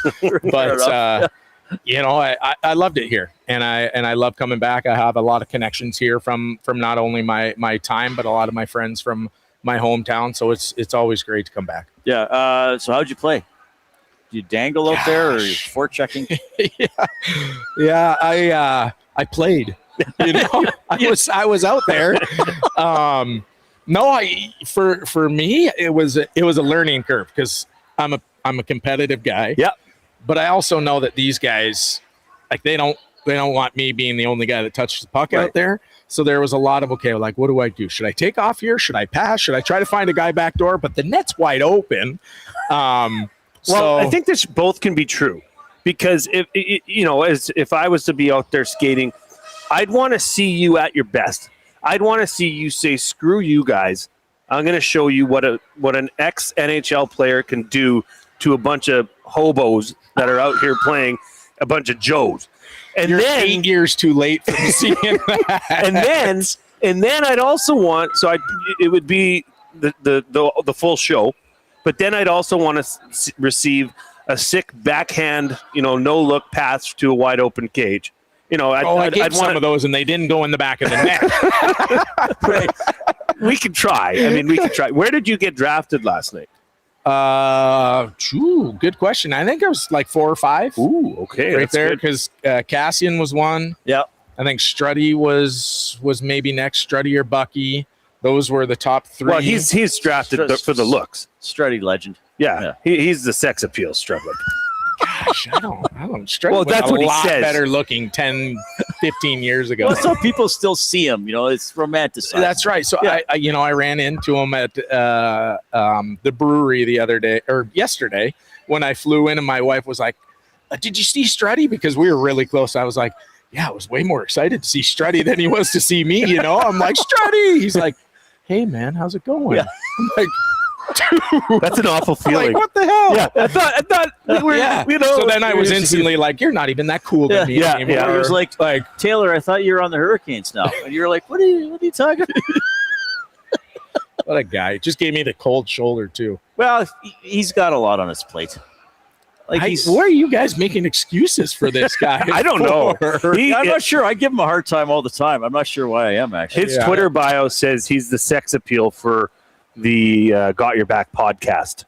So he thinks of himself in a certain light. Yeah. I'm always concerned with the self-proclaimed things, right? Yeah, so like if somebody's like, "Oh yeah, I'm the toughest guy on the west side of Terwilliger," you're like, according to who, right? Like self-proclaimed. Okay, how big of an area is that, really, that you're bragging about? Yeah, I'm the toughest guy at my address. So is this people are asking about the flow?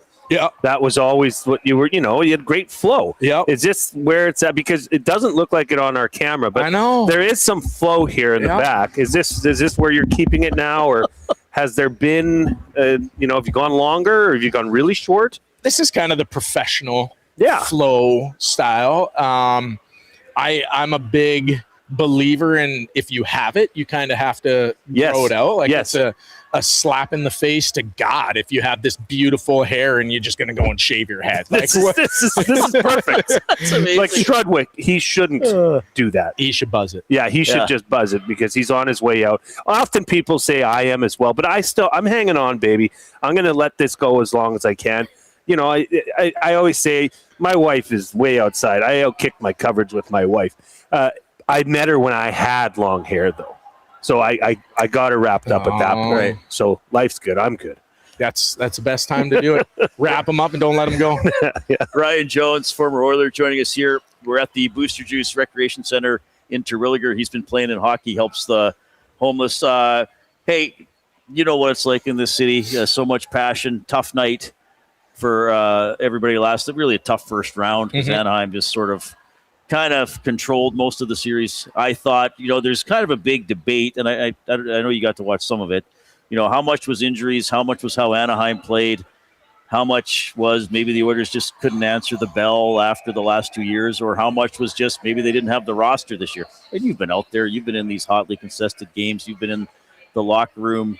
Like when you watch the series, what did you see between the Oilers and the Ducks? I mean, I think you hit on the main points too. It's a lot of all of it. Now, what percentage it played into what happened, I'm not sure. You have to give Anaheim credit for what they did out there. They like you said, for the majority of the series, as much as it pains me to say, I think that they were the better team.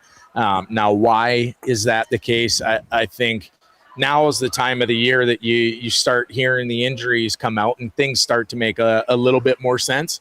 I think that there's some guys that had some stuff going on and they were playing through it and they were trying their best. That's what you do as a hockey player in the playoff time. But I think it was pretty evident when you have, a handful of superhuman players on the team and just it didn't seem like it was there. The other part is, I mean, it's got to be out there. Edmonton has to have played the most games in the last 3 years. Yes. I mean, Florida would have done similar, being that they were in the finals as well. But that's the grind, both physically and mentally, is something that doesn't get as much attention as it should. I don't know if it was last year or the year before, but the cup was won in like July. Game 7 was June 24th. Okay, I remember that because it was after the solstice. Like the days were getting shorter. Right. Yeah. So you're sitting there, and these guys they're getting back home in July. Yeah. And normally you take 2-3 weeks to just take a breath to give yourself some time to relax. Well, it's almost August, and you're expected to be back up here middle of September. You have 6 weeks to get yourself ready again for the next season, and they did that year after year after year. And so I think it just took its toll. I think you saw a lot of guys that played with heart. They wanted to win. There was no doubt, but I think the tank unfortunately ran out a little bit on them, and it is what it is. All right. I know you got to go stream a baseball game here right away, but let everybody know, I know we had you on last year, but let everybody know how you're keeping busy, what you're up to these days. So I live in Minnesota, in the epicenter of what it seems like all ex-NHL players. I'm surrounded by them. I got Dubnyk 10 minutes away from me. And so there's a good group of guys out there. And right now, between, being Coach Jones to my two kids on the rink, every once in a while they still call me dad, and I give them that look. I'm like, I'm not dad on the ice. Right. It's okay, go skate.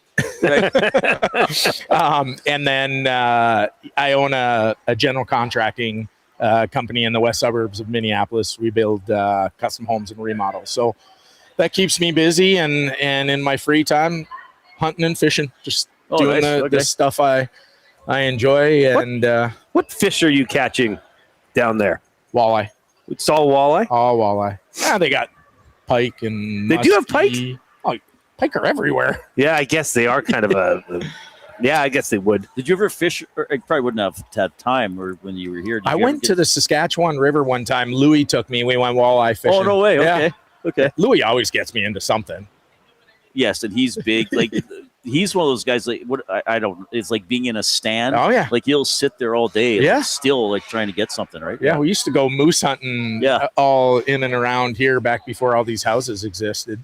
Oh, even like southwest Edmonton. Yeah. I didn't know that. I got a photo actually. The driver picked me up from the mall and we were driving here and I saw the Cabela's. We dipped down into the valley and I'm like, I have a photo holding a deer right in that field right there. Way. And in the background, you can see the Henday street lights. Like, that wasn't that long ago. Like, really? When you think about it. Yeah, when like, that 10, 2014 years ago? Yeah. Oh, Yeah. man. 12 years ago. So it's walleye. Yeah. And then what do you got? Like, what do you for game? Deer. Yeah, deer, and then my kids love turkey hunting. We have a ton of turkey in Minnesota. Oh, wow. So that's kind of the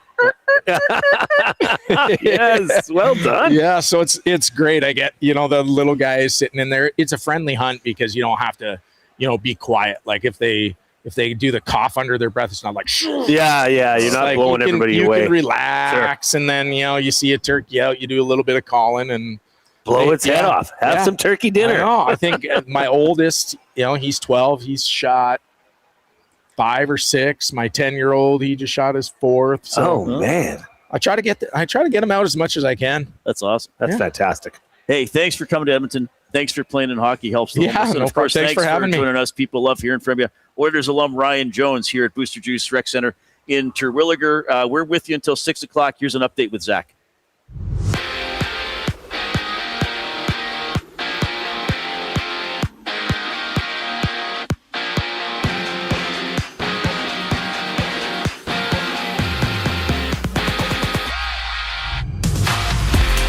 Three games on tap in the NHL tonight. All game 6s. Montreal looking to bounce Tampa at Bell Center. Utah, Vegas, they hit the ice.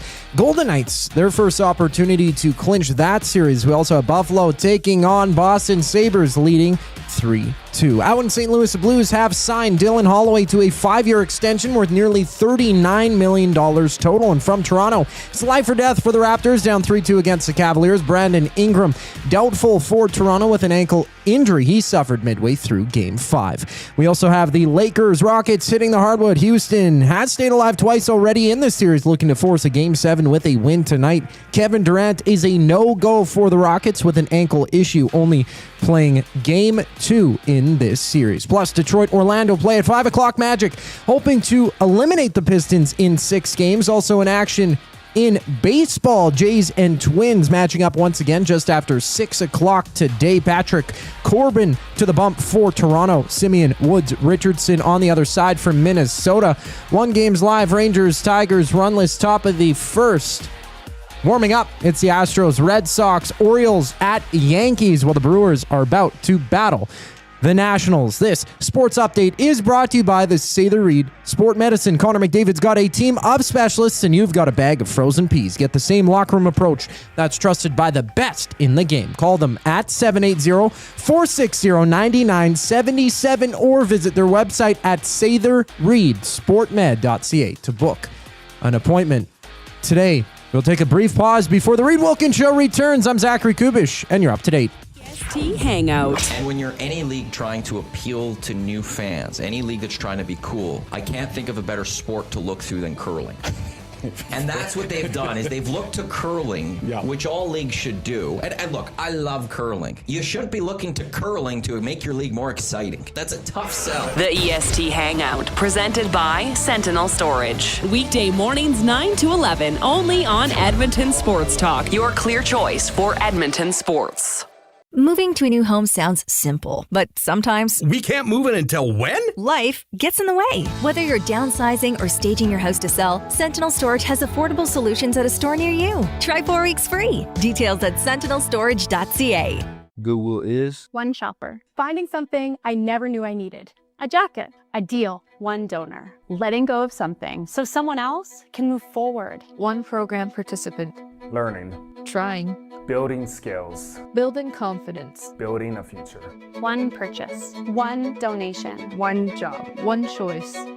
Goodwill is the power of one. The power of one. The power of one. The power of one. Goodwill Industries of Alberta. It all starts with one. Looking for quality building materials and friendly advice? Visit us at Windsor Plywood Leduc, family owned and locally run since 1993. From interior materials for doors, flooring, baseboards, and all the finishing touches to all you need for your outdoor projects like cedar lumber for decks and fences, plus all the plywood you'd need. Our full-time on-staff carpenter can help with anything odd-sized or custom, and from domestic hardwoods to exotic selections, we've got you covered. And if we don't have it, we'll track it down for you. Windsor Plywood Leduc. We're the experts you need to know. Hey Edmonton, did you know a local Play Alberta winner scored over $430,000 on Desert Fantasy? Think about the rec room you could build with that kind of cash. From major casino winners every hour to jackpots worth millions and hundreds of popular games to money that stays in the province, there has never been a better time to sign up for Play Alberta. Download the app today to get started with casino, sports, and lottery, all in one app. Must be 18 plus to play. When you gamble, use your game sense. Moving to a new home sounds simple, but sometimes we can't move it until when? Life gets in the way. Whether you're downsizing or staging your house to sell, Sentinel Storage has affordable solutions at a store near you. Try 4 weeks free. Details at sentinelstorage.ca.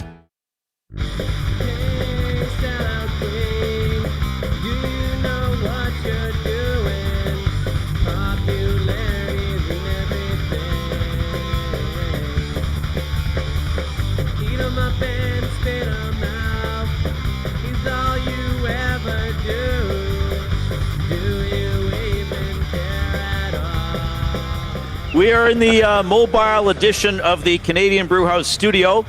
We're on location at the Booster Juice Recreation Center. The center in Gazzola's playing over there. How's he doing? The old Canadian Brewhouse team. Canadian Brewhouse.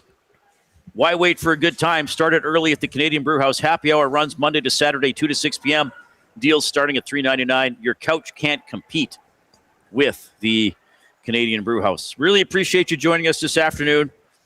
I know a lot of disappointed Oilers fans over the season coming to a much earlier end than it has since, well, they'd won at least a round the 4 previous seasons. 780-218-9999 is how you text the River Cree Resort and Casino inbox. And, of course, many of you are fired up for Gemco. Gemco Fireplaces, proudly serving Edmonton and area for 45 years.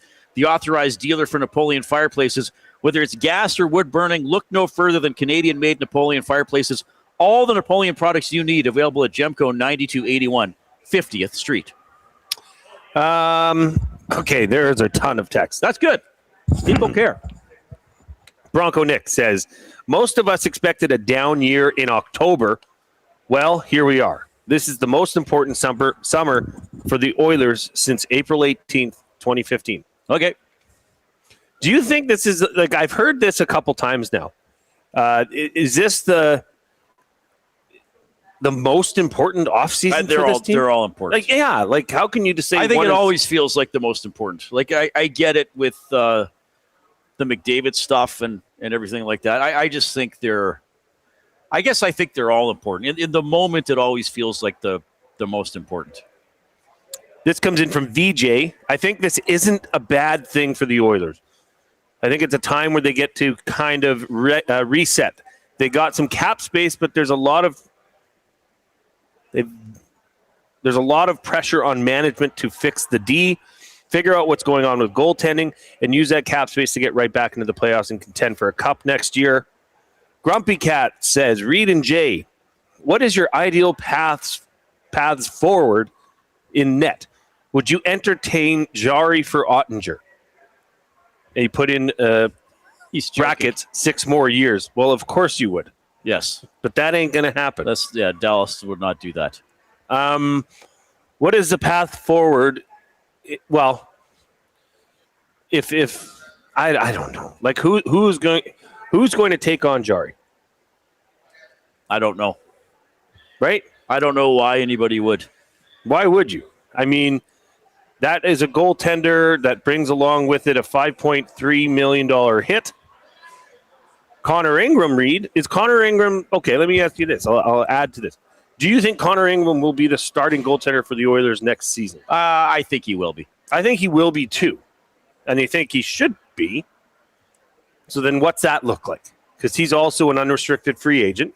Right. So what's that dollar value? Yeah, I mean, you'd hope you could get him for $3 to $4 million. But as Dusty said earlier, why is he taking less than Tristan Jarry?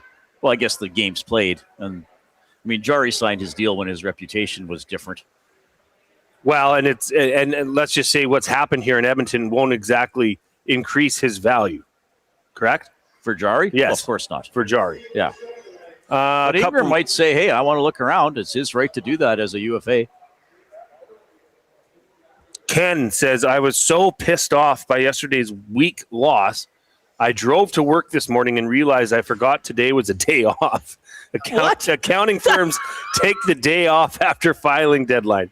He forgot it was a day off. Thanks for admitting that. That's too bad, But Ken. I mean, that's a fair point about how they went out. Like it was a bit of a, and I guess maybe, I suppose it often can feel like that because if you're the losing team in a playoff series, you know, usually it's been taken away from you. I mean, the way the Oilers eliminated Dallas last year, like it felt like Dallas went out with a bit of a whimper, even though they were a really good team. Maybe not so much Vegas because that game went to overtime. I mean, it was 0-0. Good. Barry the Cheater's here. He's offering booster juice. I'm okay. I don't need anything, Barry. I'm fine. Thank you very much. Thank you for asking. People are so nice to us. I appreciate it. You're so kind. Yeah, but like I said, I really felt as if after about the first 7 minutes, it was. No, it's okay. Thank you very much. I hate to say that. I kind of thought it was over at 2-0. I know you didn't feel the same way. Not everybody feels the same way. Well, Reid, can I just say something that I am eternally optimistic. It's a problem. I'm almost plagued with it.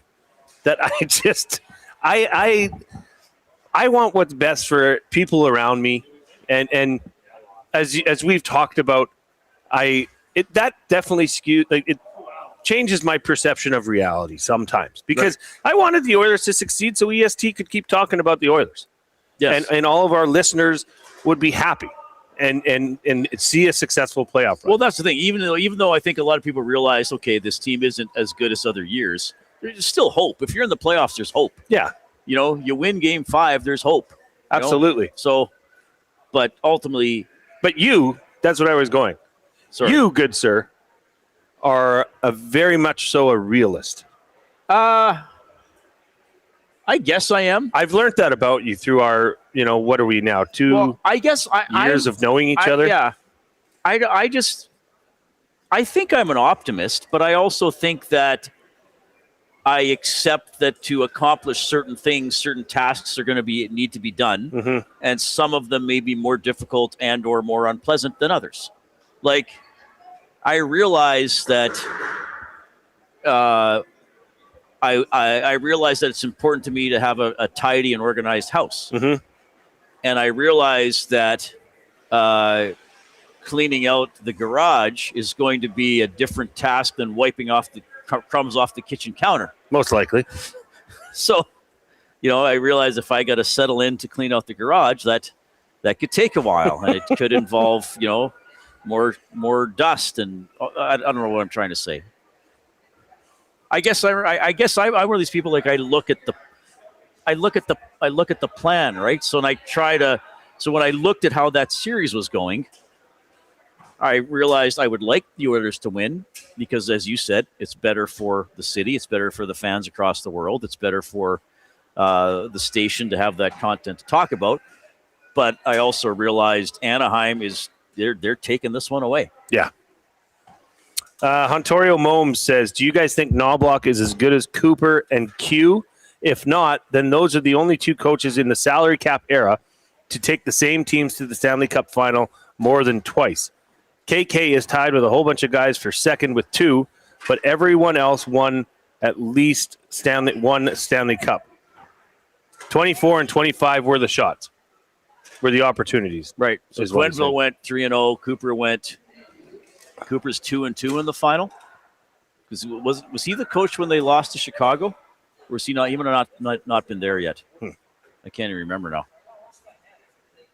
So what he's saying that once a coach goes to the final twice, that's probably it for them? Is that what he mean, or is he just throwing it out as a stat? No, I think that's kind of what he's getting at. Yeah. Okay.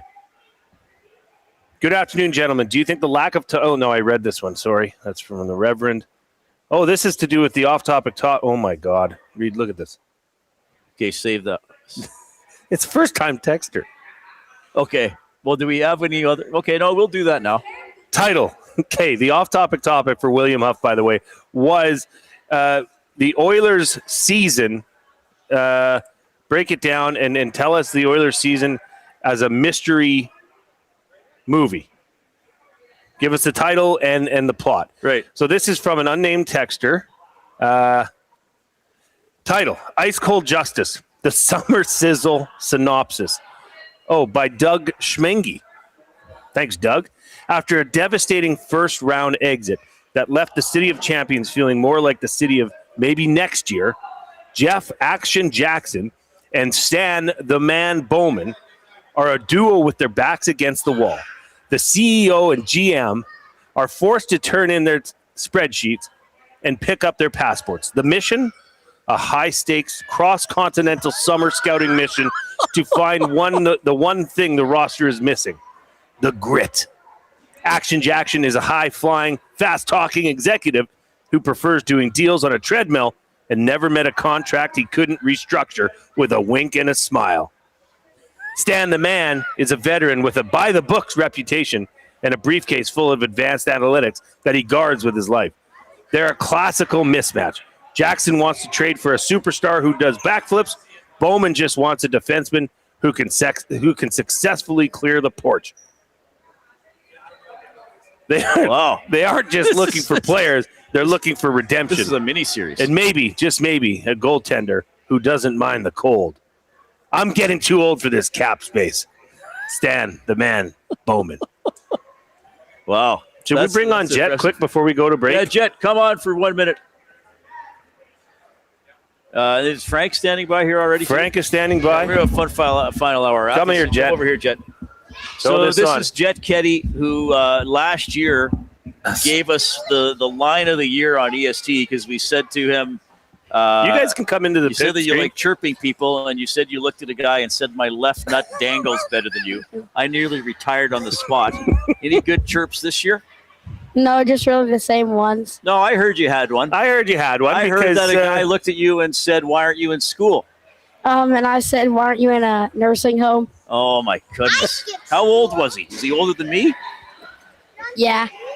Oh, that's pretty old. Okay, so you were playing on the Team Canadian Brewhouse? Yeah, just for one game. So did you have any shifts with our Tom Gazzola? No. How would you rate Tom Gazzola's overall play today throughout the Hockey Helps Homeless?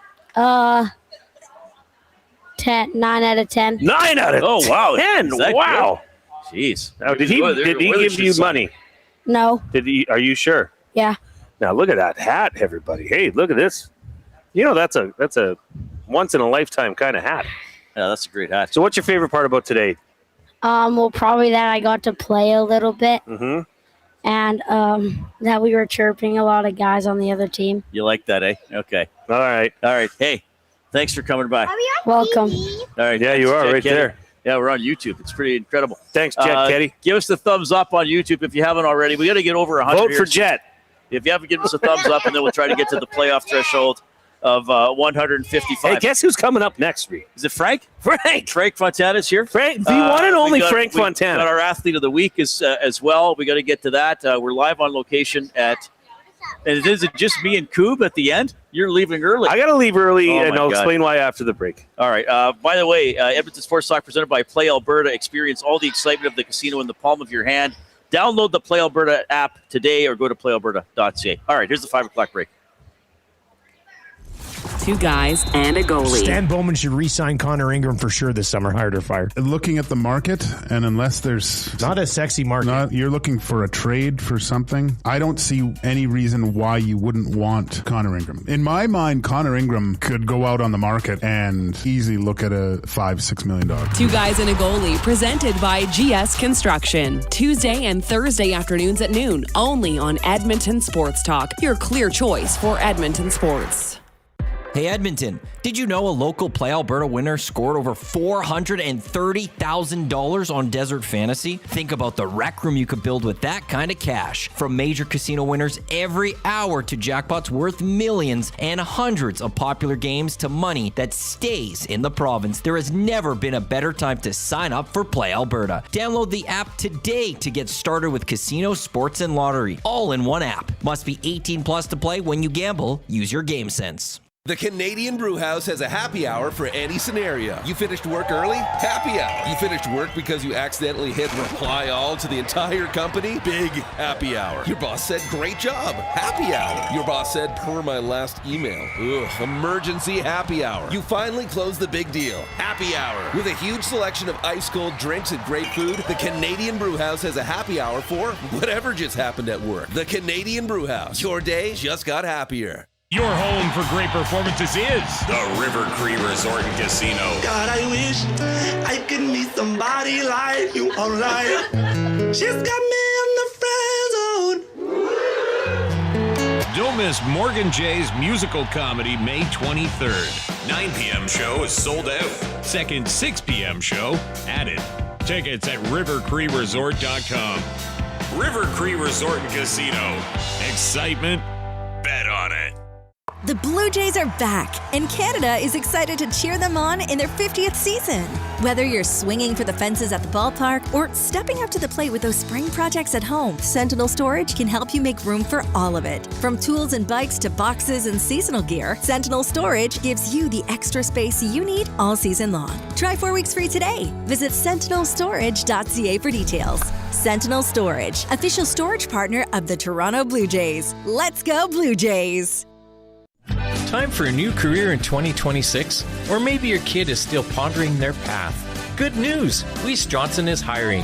It's Dennis, and not only are we hiring for heating and air conditioning, we're also looking for experienced plumbers and gas fitters. With the growth in residential development, there's no shortage of opportunities at Weiss Johnson. Choose your path with us. Learn from one of the industry leaders, and we will grow together. Receive great benefits and school reimbursement as well. Visit weiss-johnson.com today.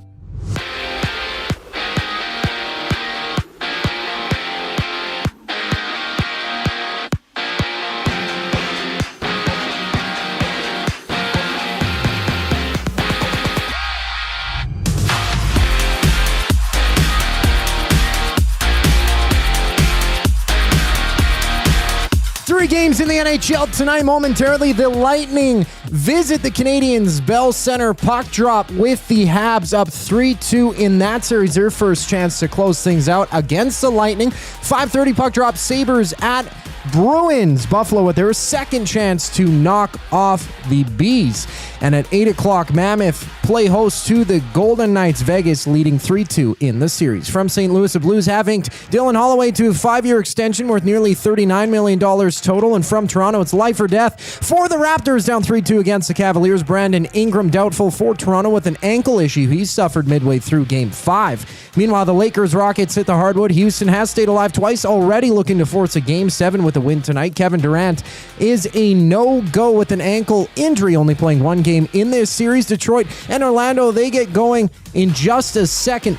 Magic looking to eliminate the Pistons in 6. And just after 6 o'clock, it's the Jays Twins in action once again. Patrick Corbin opens for Toronto. Simeon Woods Richardson on the other side for Minnesota with a pair of games live right now, both top of the second. Rangers leading the Tigers 1-0, while the Nationals are down 1-0 to the Brewers. I'm Zachary Kubish. That was your sports update. The third and final hour of the Reid Wilkins Show starts right now.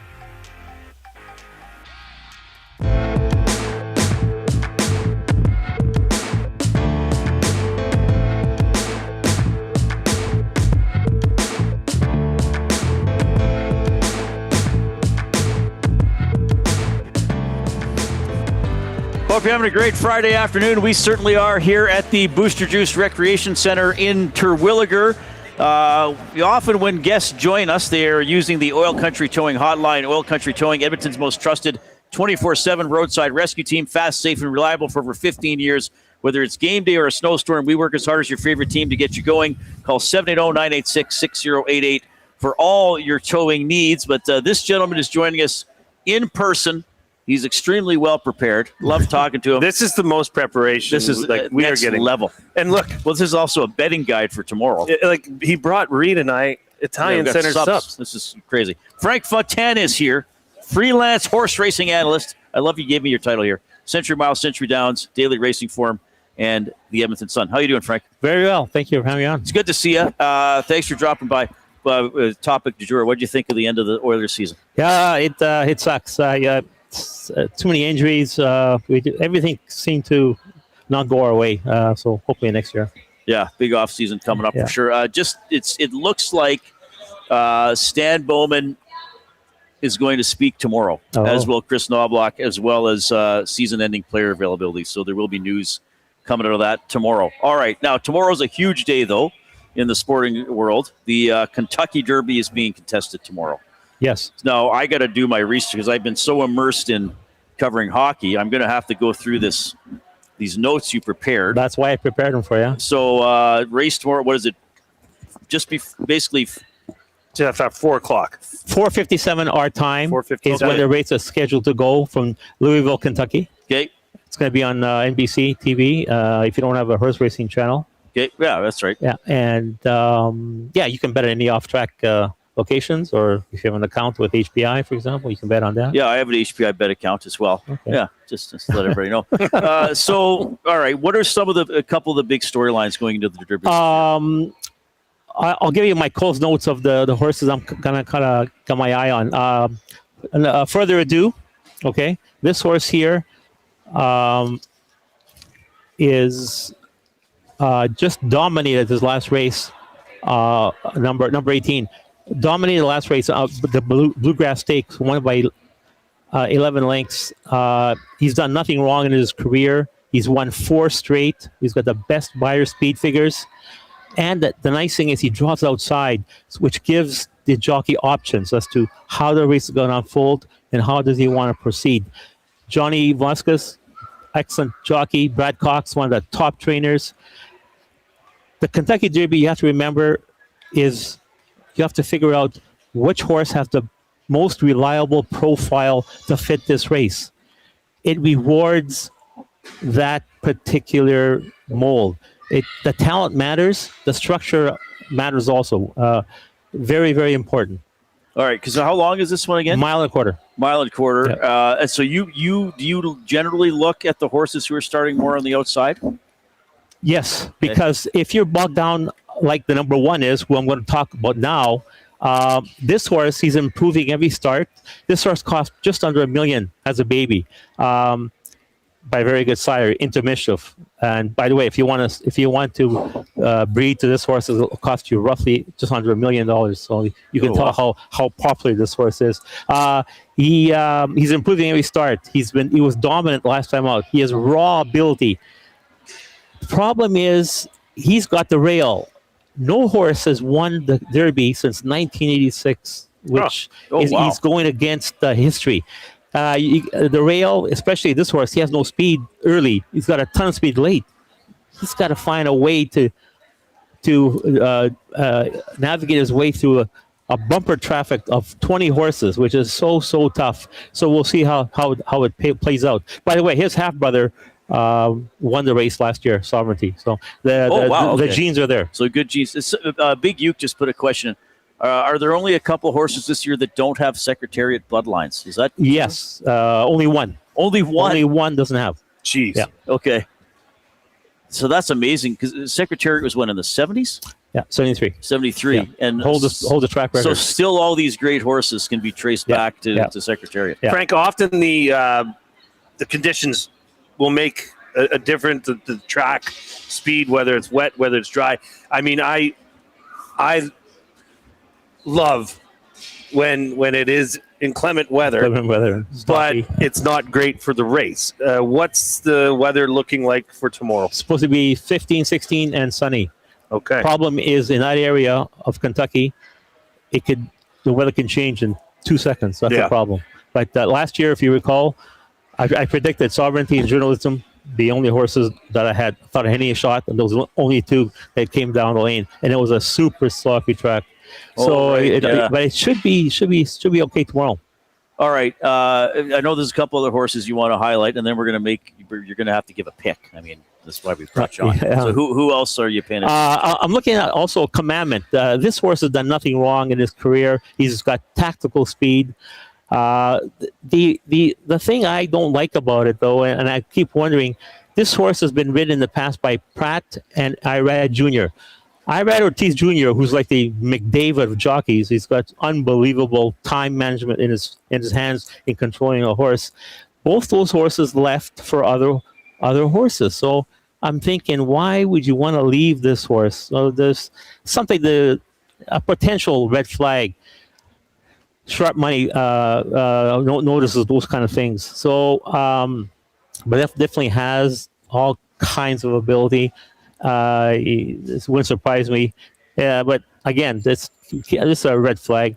The other horse I'm looking at is So Happy. This horse is running out of from California. There's never raced in Churchill before. The question with this guy is his stamina. He's by a sire called Run Happy. Run Happy is not a long distance horse breeding, but can finish strong. The nice thing is the dam does support this long distance, so it's kind of a mixed bag there. It's not about the early speed with this guy; it's the running late. This horse is going to have to show a bit more. It's got potential. The other horse I'm looking at is Potente, horse by Bob Bamford, Hall of Fame trainer. Is he suspended still, or is that over? He got in trouble, didn't he? Yeah, he got in trouble. That's all gone now. Gone, yeah, okay. It's a never-ending story with that guy. Okay, but anyway, fair enough. this horse I think is going to be overlooked by a lot of people. He's been improving every start. Looks fresh. He's been training great. I feel the potential has yet not been reached. So you just something to think about. Frank, I wanted to ask you, is there, because when we first met, it was at Century Casino on Fort Road. Matt and I were doing our Elks pre and post there. Yeah. And Matt and I've always believed that the Grays are the best horse. The Grays are fast. What is there any legitimacy to that, or am I just a dope? There is no scientific evidence that I've ever seen that is advising that, hey, look, if you're a great horse, you have a good chance. There's none. Now, do you know or not if there are any Grays in the big race tomorrow? Because Jay's betting on it. I don't think so. I don't think there's any Grays. Sorry, Jay. Gosh darn it. All right. Yeah. What's the Frank Fontana pick for tomorrow? I'm going to go with Further Ado. Okay. I think that this horse he's peaking at the right time. He's got the talent. He's John Vleskis, Brad Cox, fantastic connections. I'm going to go with him and Renegade for second, because I have a feeling he's going to have a ton of traffic problems. So Further Ado, you think is going to take it? Yeah. Okay, all right. So where are you taking in the race tomorrow? I can't make it to Century Mile tomorrow. I'm going to watch it at Century on the north side with some friends. Even though I have all these channels at home, I watch. But Century Mile, they're totally Century Mile tomorrow, right? So what's going on there tomorrow? Yeah, tomorrow in Sully's there. There's we'll have all the TVs there, and the Derby will be on. And they'll have some drink specials and lunch specials. Okay, and there's live racing tomorrow at Century Mile. Yep, our 2026 racing campaign kicks off tomorrow, 3:45. We have 8 races on tap. All the races are short. It's the beginning of the season. Right. You don't want to make them go a mile. So these are just 5 furlong races, just roughly half around the track, and that's it. Okay. There's a few horses coming from Phoenix who are already fit, who I'm gonna keep an eye on, because they've always got the fitness edge. See. Okay. Yeah. All right. And where can people get more of your stuff? Century Mile website.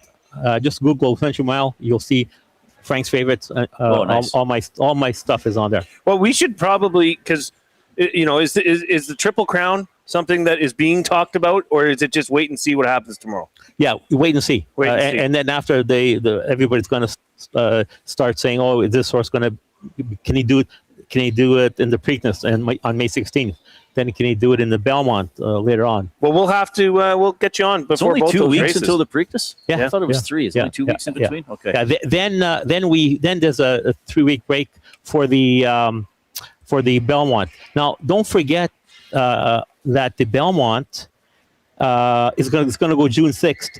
Now, it's usually run at Belmont Park. The problem is it's closed. They're renovating it. So they're going to run it at Saratoga, the oldest racetrack in North America, okay. the oldest one. So it's going to be run there, and it's going to be run at 1.25 miles, 10 furlongs.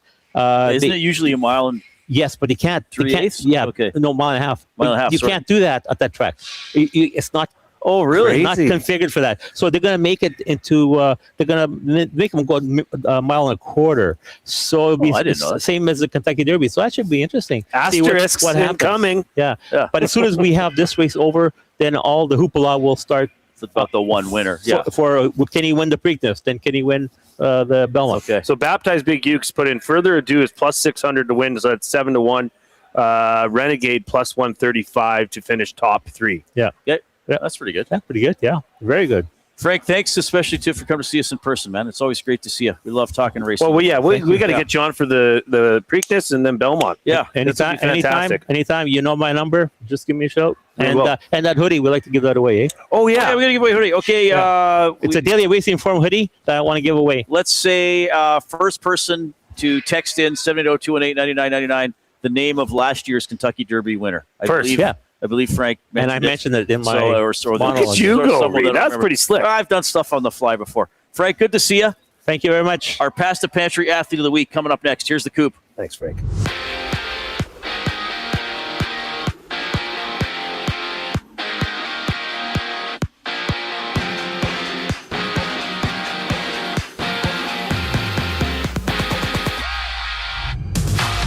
Three games on tap, one game live in the NHL. 2 minutes into play game 6. Montreal leading 3-2 in the series against Tampa Bay in a scoreless game. So far, the Habs their first opportunity to knock off the Lightning. 5:30 puck drop, Sabres, Bruins. Bruins looking to stay alive once again to force a Game 7 down 3-2 against the Sabres. 8 o'clock, it's the Golden Knights at Mammoth, Vegas. Their first opportunity to bounce Utah on the road. And from St. Louis, the Blues have inked Dylan Holloway to a 5-year extension worth just shy of $8 million per season. Out in Toronto, it's life or death for the Raptors, down 3-2 against the Cavaliers. Brandon Ingram doubtful for Toronto with an ankle injury. He suffered midway through Game 5. Meanwhile, the Lakers, Rockets hit the hardwood. Houston staying alive twice already, looking to force a Game 7. Kevin Durant is a no-go with an ankle injury, only playing one game this series. And already in action, it's the Pistons Magic underway. Orlando up 11-10 under 7 minutes to go in the opening frame. Orlando with the series lead 3-2, looking to close things out. Just after 6 o'clock, Jays Twins matchup once again. Patrick Corbin to the mound for Toronto. Simeon Woods Richardson from Minnesota with 6 total games live in the majors right now. Rangers up 1-0 on the Tigers. This sports update is brought to you by Windsor Plywood Leduc, locally owned and operated, serving Leduc and surrounding areas since '93. They have doors, flooring, baseboards, and of course, they have plywood. Go see the knowledgeable staff today at Windsor Plywood Leduc. Our Athlete of the Week up next for Past the Pantry here in the Reid Wilkins Show. I'm Zachary Kubish, and you're up to date. One shopper. Finding something I never knew I needed. A jacket. A deal. One donor. Letting go of something so someone else can move forward. One program participant. Learning. Trying. Building skills. Building confidence. Building a future. One purchase. One donation. One job. One choice. Goodwill is The power of one. The power of one. The power of one. The power of one. Goodwill Industries of Alberta. It all starts with one. The Oil Stream. Does the Dostal thing linger? Are they in his head now? Well, he hasn't been good the entire series. Also a good point. Yeah. He also has the stats of now the worst goaltender in the National Hockey League playoffs so far. Yeah. There's no way they don't go back to him, though. Husso made a couple of nice saves, but Dostal's their guy. And as Noodle said this morning, Husso's basically the number 3 guy. The Oil Stream, presented by Boston Pizza. Monday, Wednesday, and Friday afternoons at noon. Only on Edmonton Sports Talk. Your clear choice for Edmonton sports. Hey Edmonton, did you know a local Play Alberta winner scored over $430,000 on Desert Fantasy? Think about the rec room you could build with that kind of cash. From major casino winners every hour to jackpots worth millions and hundreds of popular games to money that stays in the province. There has never been a better time to sign up for Play Alberta. Download the app today to get started with casino, sports, and lottery. All in one app. Must be 18 plus to play. When you gamble, use your game sense. The Canadian Brewhouse is not a quiet place to watch the game. We're a goal horn blaring, tankard raising, stranger hugging, lose your voice kind of a place. No inside voices, no empty seats, no bad angles. Just playoff hockey, the way it's supposed to feel. With your friends, the ones you brought and the ones you just met. If you want quiet, stay home. If you want to feel it, book your spot now in the loudest room in the city. This is our house, the Canadian Brewhouse. Looking for quality building materials and friendly advice? Visit us at Windsor Plywood Leduc, family owned and locally run since 1993. From interior materials for doors, flooring, baseboards, and all the finishing touches to all you need for your outdoor projects like cedar lumber for decks and fences, plus all the plywood you'd need. Our full-time on-staff carpenter can help with anything odd-sized or custom, and from domestic hardwoods to exotic selections, we've got you covered. And if we don't have it, we'll track it down for you. Windsor Plywood Leduc. We're the experts you need to know.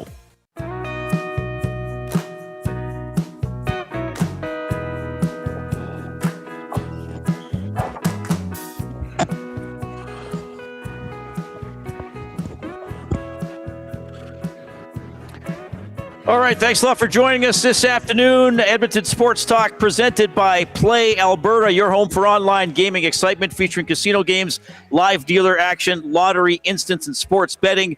With the new Play Alberta app, you can take the fun with you anywhere, download it, or sign up at playalberta.ca. And we are, of course, on location today. We've had a great afternoon here. It's been an incredible event, kind of wrapping up now. Hockey Helps the Homeless. We're at the Booster Juice Rec Center in Terwilliger. We've had various former NHLers on our shows throughout the day. Zach Cassian was on the morning show. Who else? Chris Dingman was on. Chris Joseph, Kelly Bookberger. We had Ryan Jones. Hernan had somebody else. I can't remember everybody. It's been pretty incredible. And we're got an incredible story right now. This is our Pasta Pantry Athlete of the Week. Pasta Pantry for over 30 years in Sherwood Park, serving hot, delicious comfort food made right in their kitchen. They do it fast so you can slow down. They're a family, and when you go to Pasta Pantry, you're one of them. Check out Pasta Pantry in Sherwood Park, your home of the pregame meal. And this guy was just drafted into the Canadian Football League out of the U of A Golden Bears program, offensive lineman Matthew Ludin joining us. Matthew, you're on with Reid and Jay. How are you doing? Good. How are you guys? You guys got me here? Yeah. I don't know if you can boost your audio at all, or maybe Coop can do it. It'd be a little bit louder. Did I say your name right, Ludin? It's actually Udine. Most people get it wrong. You don't say the L. You're pretty close, so I can't lie. Okay. Yeah, I imagine you've heard it mispronounced on some PA systems over the years. A couple times, yeah, for sure. Okay, so it's Udine. Yes, correct. Okay, so what's the history of that name? Swedish actually is my heritage. So okay, the cool. L and the J, they're silent. Just kick them out. Oh, I gotcha. Okay, that's good advice. Well, thanks a lot for joining us, and congratulations on being drafted by the Elks. You went 59th overall in the draft earlier this week. Like, how did it feel? Did you think you were going to get picked? Like, tell us about the experience. No, it's unreal. To this point, it's definitely a dream come true. Just the opportunity to play with the Elks here. Did you think they were interested in you? I mean, obviously, I assume Chris recruited you back when he was with the Golden Bears. Yeah, no, I had definitely a good idea going in. Lots of interviews and phone calls with the Elks. So definitely was the possibility there. Other teams as well, but the Elks were giving me the most love there. Okay. Matthew, did you go to the Combine? Yeah, I went to the Invitational Combine in Waterloo. Okay, all right. So when you're at the combine, what was the biggest surprise for you going there? I myself went to the combine many, many years ago, and I was surprised with the amount of players that were there, current CFL players that were there on behalf of the CFL. What was the biggest surprise for you? Yeah, no, it was definitely a cool experience, the combine. What surprised me was just like the talent, right? Like all these guys were here to show off their skills, their athletic abilities. And it just amazed me how much talent there was there. So it really helped me step up my game at the combine and kind of prove myself as an athlete myself. What was there any, because I know when they talk to you one-on-one, that's a huge part of the combine. Testing is great, but if you can't carry a conversation and you can't, have the right attitude, teams aren't really going to desire you. Was there a specific question that stood out to you that you were asked by one of the teams? I'd say one that stuck out to me, especially with having Chris Morris as my former head coach at U of A. Edmonton Elks, actually, with one of their scouts, Rich, he was asking me if I went up a floor and asked Coach Morris who you are as a player, what would he say? And that one really threw me off because I had to kind of aspartate like what he would say too, right? And to kind of answer the question properly, I feel like. But it was definitely, that one threw me off a little bit for sure. What was your answer? Well, just told him I was technical, I was smart, there to work, and ask the right questions. Okay. Matthew Udine joining us as the Pass the Pantry Athlete of the Week, just drafted by the Elks earlier this week. I always love the backstory. Where did you grow up and how did you get into football? Yeah, so I'm originally from Grand Prairie. Grew up, I played a bunch of sports. I was mainly a hockey kid growing up. I've always been athletic, loved playing sports, and football came to me. Actually, my brother, he played in high school. My brother's a bit older than me, and I always went to watch his games when he played football in high school. So it kind of, that attitude like assimilated towards me. And I think it wasn't until grade 9 is when I actually started football full time. Okay. And were you immediately like pretty good at it? Were you a lineman right away or what was the deal? Yeah, always been a lineman, but I hooked me pretty quick. The game, I just loved the aggression. I loved the competitiveness of it, and it was just for me.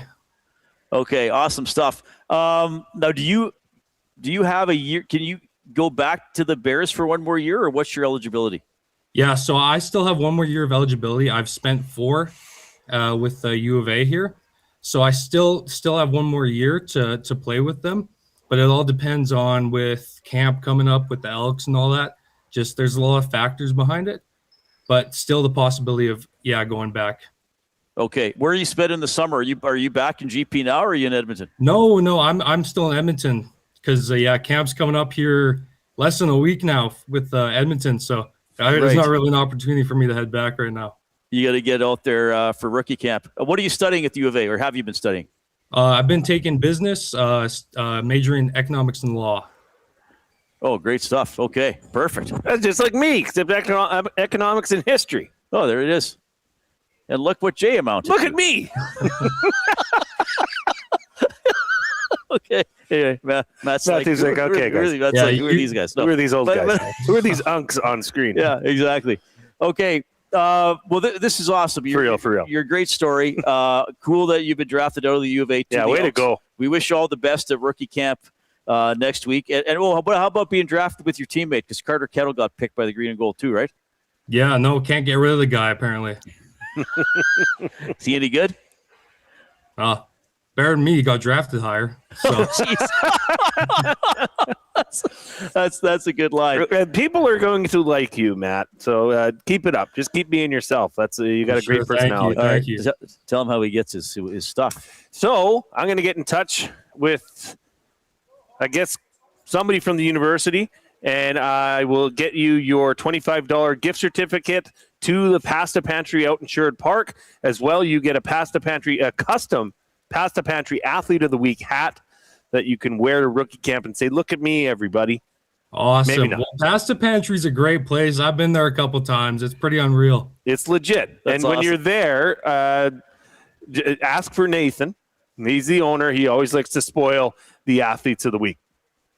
Awesome. Well, I need to put on a little bit more weight before camp, so that seems like a perfect opportunity. They'll help you. There it is. There we go. Hey. Carb load. Matt, congratulations on being drafted. Congratulations on being our Pasta Pantry Athlete of the Week. Thanks so much for your time. Enjoy the weekend. No, awesome. Thank you, guys. Thanks for having me.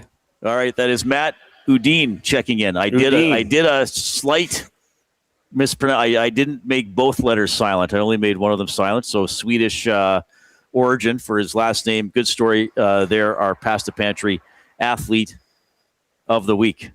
Good stuff. PlayAlberta.ca. It's been good to you, eh, buddy? Yeah. Oh, you're a bit of a high roller, my friend. What is your play of the day still active? Oh no, it's closed off now, right? Yeah, it's closed off. Yeah, okay, that's all right. And I didn't even play it. Oh, you left room for other people to play it. I guess so. Go enjoy the winnings, everybody. We're on location today.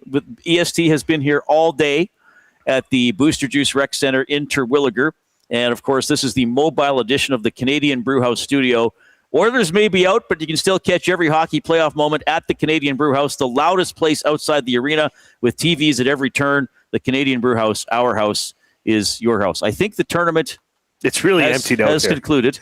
I think we're the only ones here. At one point, they turned the lights on. Yeah, the lights were going off, and then somebody was like, I wonder if... you're leaving right away. Well, okay, let me just explain something to everybody out there. So Friday nights, as you guys all know, I coach both my daughter's flag football teams. So I coach two teams.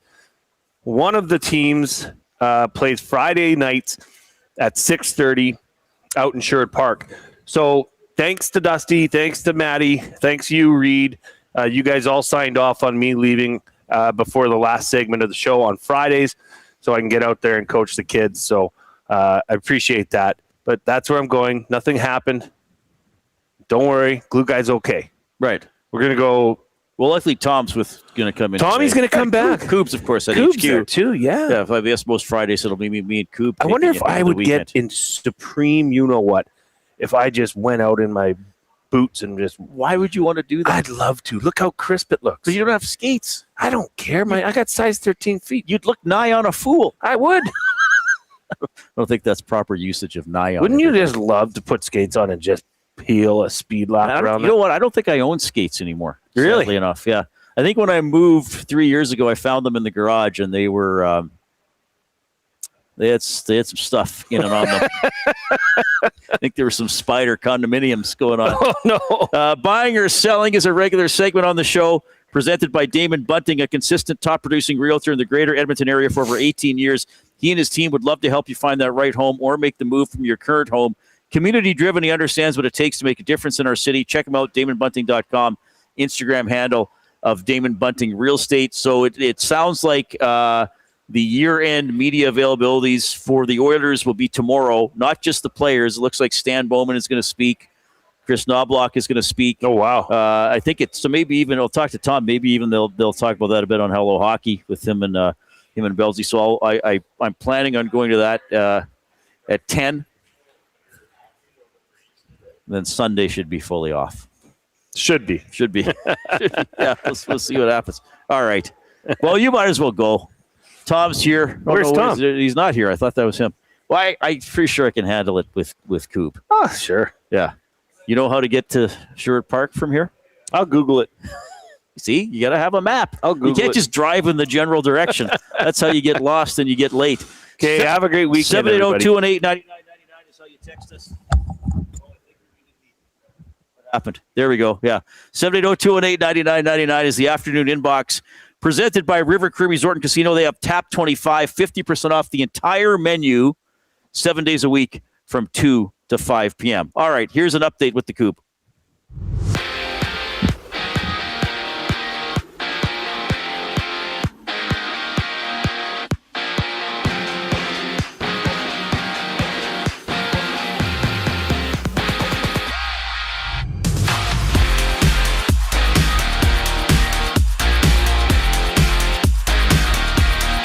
Out in Montreal, about 13 minutes into play between the Lightning and Canadiens. Game 6, Habs looking to close out their first round series on home ice. And in just a moment, Sabres, Bruins drop the puck out in Boston. Bruins needing a win today to force a Game 7 at 8 o'clock. The Golden Knights and Mammoth hit the ice out in Utah. Vegas leading 3-2 in this series. And out in St. Louis, the Blues have inked Dylan Holloway to a 5-year extension worth nearly $39 million overall. And from Toronto, it's life or death for the Raptors, down 3-2 against the Cavaliers. Brandon Ingram downgraded to doubtful for Toronto with an ankle issue he suffered midway through Game 5. Live now in the NBA, Pistons leading by a single point end of the first in Game 6, looking to keep their season alive, down 3-2 against Orlando. And 5:30, the scheduled tip-off for Cavaliers at Raptors, of course. Lakers, Rockets with their game at 7:30. No Kevin Durant for Houston as they look to push a Game 7 to pick up their third straight win in the series. 6 o'clock, just after, it's the Jays and Twins. Patrick Corbin on the bump for Toronto.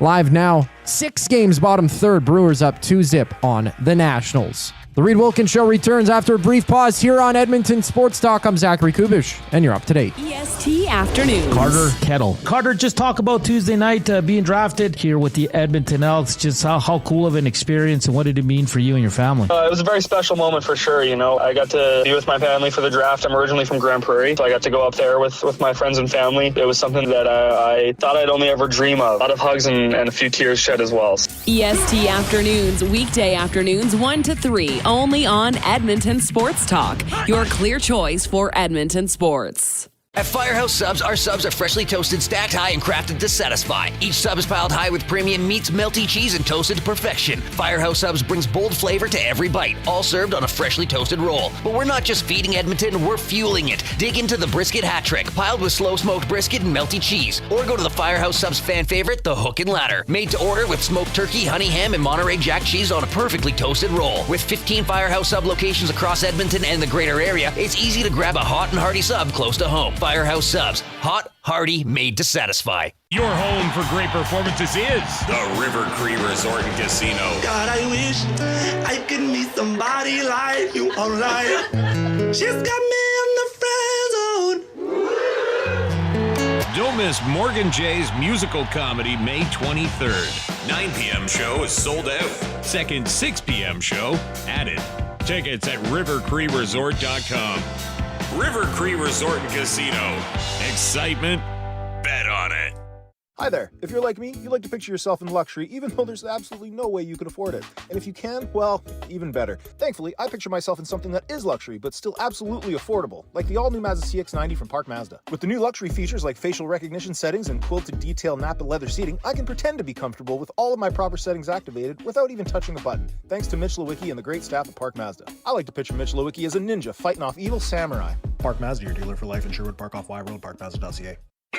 Your brand deserves more than just a whisper, it deserves a buzz. At the Hive Product Marketing, they specialize in promotional products that bring the buzz. From eye-catching giveaways to unforgettable keepsakes, they got the perfect products to make your brand stand out and get noticed. Visit the Hive Product Marketing and let them create the buzz your business deserves. The Hive Product Marketing, the official merch partner of Edmonton Sports Talk. Visit them online at thehiveproductmarketing.com. Looking for a winning strategy for your retirement? Contact me, Joaquin Gage at K4 Financial, where expertise meets dedication. I will always look for a careful approach to your retirement, ensuring your financial future is secure. From tailored strategies to clear, actionable advice, I'm here to guide you every step of the way. Don't leave your future to chance. Get in touch with me, Joaquin Gage, today at k4financial.ca or email joaquin.gage@k4financial.ca to start planning for a brighter future and a more secure retirement. All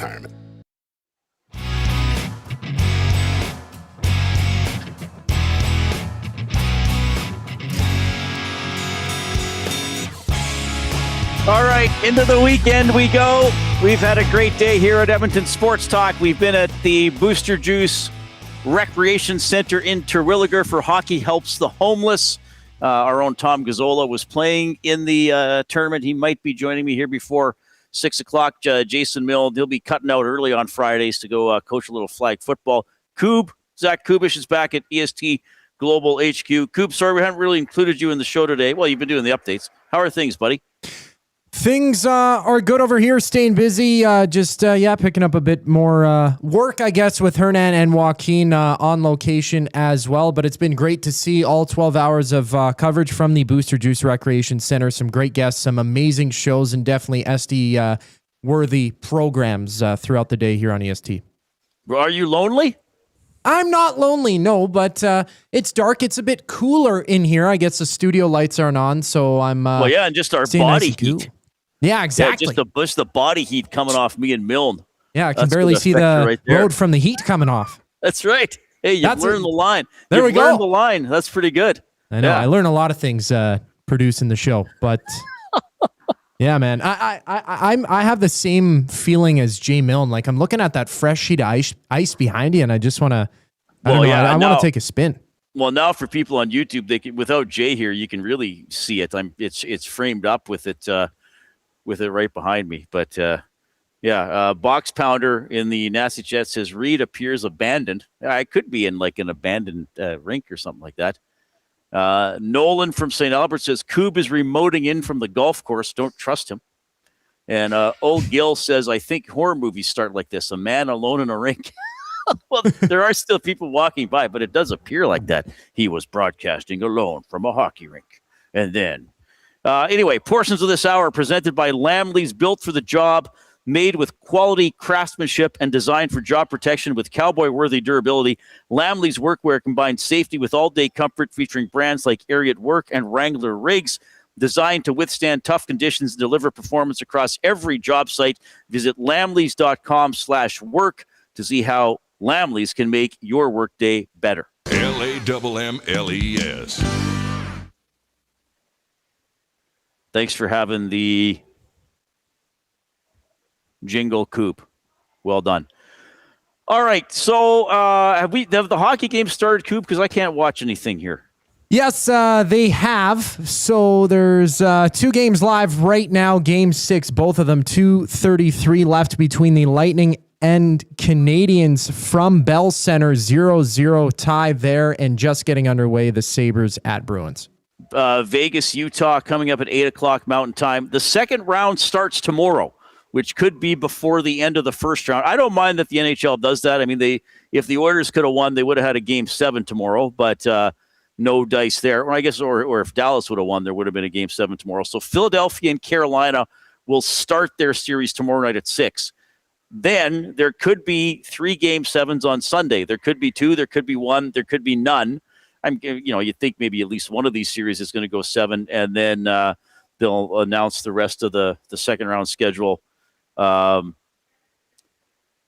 not sure when they would announce it. I guess if there are Game 7s, maybe they'd have to wait. Maybe if Boston Buffalo gets decided, they could start an Eastern Conference series, if not on Sunday, then on Monday. But yeah, Philadelphia, Carolina will start tomorrow. I guess we're going to have to, Jay and I might have to just do our picks over text and then announce them. We should have picked Philadelphia. Well, I'll say it now. Maybe Jay's listening. He can text me in. I am going to take Carolina. I like how Philadelphia plays. I think Tocchet is a good coach. I mean, I said that when he was in Vancouver. I think Vladar is playing very well, but I think Carolina really flexed against Ottawa. Now, I think Philadelphia is a tougher opponent. I think Carolina is going to have enough there. I'm going to take Carolina in 6. So write that down somewhere. Or no, I got a sheet here, Coop. Okay. Yeah, I mean, I got that same mindset. Like, I didn't expect a sweep against Ottawa from Carolina, but they, I had them in 6, I think, against Ottawa there, but I'll pick Carolina there as well in round 2. I mean, they can make it to round 3. It's just they can't do much after that. Well, true. It seemed like they lost 15 consecutive Eastern Conference final games until they won Game 4 last year. Yeah, that's exactly it. Their last 3 visits. So I took here are my first round picks. I took Buffalo over Boston in 6. I could be exactly right tonight. I took Montreal over Tampa Bay in 7. Montreal could win it tonight in 6. I did pick Ottawa as the upset over Carolina. That was foolish. I took Philadelphia over Pittsburgh in 5. So out in the East, I'm 1 for 2. Still to be decided. I did take Colorado over the Kings. I took it in 5. It wasn't 4. I took Dallas over Minnesota. That's wrong. I took Vegas over Utah in 6. That could happen tonight. And I did pick the Oilers over Anaheim in 6. So of the series that are finished, I am only 2 out of 5. That's not very good, Coop. Because I was wrong on Edmonton. I was wrong on Dallas. I was wrong on Ottawa. I was correct with Philadelphia, correct with Colorado. So depending on how things go, maybe I could still salvage a 5 out of 8 first round. If Buffalo, tonight, if Buffalo, Montreal, and Vegas all win tonight, that would make me 5 out of 8. And Vegas and Buffalo I would have in the exact number of games, which I think we do that as a tiebreaker. My Stanley Cup prediction, well, I could still get the winning team because I had Montreal, but I had them beating Dallas, and Dallas is out. So much for that. All right. Did you do all? We didn't have you do all your first round, Coop. You just did the Cup, right? Yeah, I did my first round picks on EST afternoon. So I had Colorado sweeping the Kings. I had Minnesota in 7, if my memory serves correct. And then I had Vegas in 6 against Utah. I also had the Oilers in 6 against the Anaheim Ducks. I had Pittsburgh beating Philly in 5. Carolina to take it in either 6 or 7 over Ottawa. Game 7, Lightning to beat the Habs, and then I had Boston getting by Buffalo in 6. Okay, well, Boston could still win. That would be a big rally for them for sure. 780-218-9999 is how you can text us. That is the River Cree Resort and Casino inbox. Don't forget to check out the River Cree mobile app. It's free to download. You can get exclusive offers and promotions. You can get show tickets. You can make reservations for hotel rooms and restaurants. It's safe, secure, and it is easy to use. rivercreeresort.com. So, yeah, Stan Bowman's going to take questions tomorrow at 10. Then it sounds like Chris Knobloch will go to the podium. And then I think some select players will do a Q&A tomorrow. I'm probably most interested in what Bowman is going to say. I don't know if I guess the players will be maybe asked some bigger picture questions when they get to it. But I want to see what Bowman is going to say. I will say this. I don't think Stan Bowman is going to come out and say, I've been fired. That's what some of you, number one there, Tom. I know that's what some of you want to happen. So I'll go to Bowman tomorrow. Okay, sounds good. And then do you want me to text you stuff for Hello Hockey? Any notes or send in any tape? Send whatever. Okay. Hop on, actually, at some point. Sorry, where are you guys going to be? Just in studio. Okay, I can be in touch. Please do. I don't know. I feel as if it's not as vital for me to stay for the players tomorrow. What are you going to get from them? If you want to be there, that's great. Well, but what are they going to say? Me on. Well, they'll be asked some more big picture questions about the franchise, but what are they really going to say? I mean, Connor McDavid had the biggest line last night. Yeah. So I don't know how you top that, but maybe they'll be asked, like, do you need a goaltender or are you worried about the cap space or whatever? Yes. But they're going to say that's not their job. Right. So maybe they are worried about those things. I don't know. Go. Have fun. Do whatever you want. Well, I want to go there. And if you want to contribute to Hello Hockey, we're happy about what time would you like me? We're planning our day together on the show here. You're on 10 to noon. Yep. They get going, at 10 tomorrow? It's supposed to be Bowman right at 10. Plan for 11:30. Okay, yeah, I can. Everything wraps up and then hop on. Yeah. Well, because I feel, because if I have to cut out, I'd cut out on the player stuff. I mean, to me, Bowman's the key tomorrow because you don't hear from the GM as much. True. And I think that several of the deficiencies on the team can be traced back to his decisions, at least in some way. Fair. Not all of them, but certainly some of them. Fair. Yeah, it's interesting. I was just talking with a group of guys, wondering a bunch of things, and now the speculation starts, and maybe we'll get some clarity tomorrow, and obviously you'll hop on Hello Hockey tomorrow, and I don't know, like, how has the reaction been today? I know there's been a lot going on, lots of guests. It's been a wonderful, fantastic event. Thank you. Yeah, this is awesome. By the way, to everybody involved with Hockey Helps the Homeless. Team CBH won it all. You guys won. We won it all. Oh, wow, nice. Great. I contributed minimally, but I got in there with a few points, a goal and a few assists, and I stole a page from Jay Milne. I was a bit of a glue guy on our team. Oh, good. We had a lot of glue guys on our team. Good attitude. Yeah. Well, I think I mean, it's hard to sum up the fan reaction. I feel like today anyway, I feel like there's more finger pointing at Bowman than at Knobloch. Okay. I've you hear a lot of things, as you know. I think there is a little bit of maybe it's better they're just out early this year and there's some recovery time. Yeah. I think there is a little bit of they weren't going to win it all anyway, so round 1 or round 2 doesn't make a difference. But but there's people up, like we hear a lot. I don't always like the term, but the McDavid window. If you're a route 1 run franchise, you should never be that far away from a window, whether you have a superstar or not.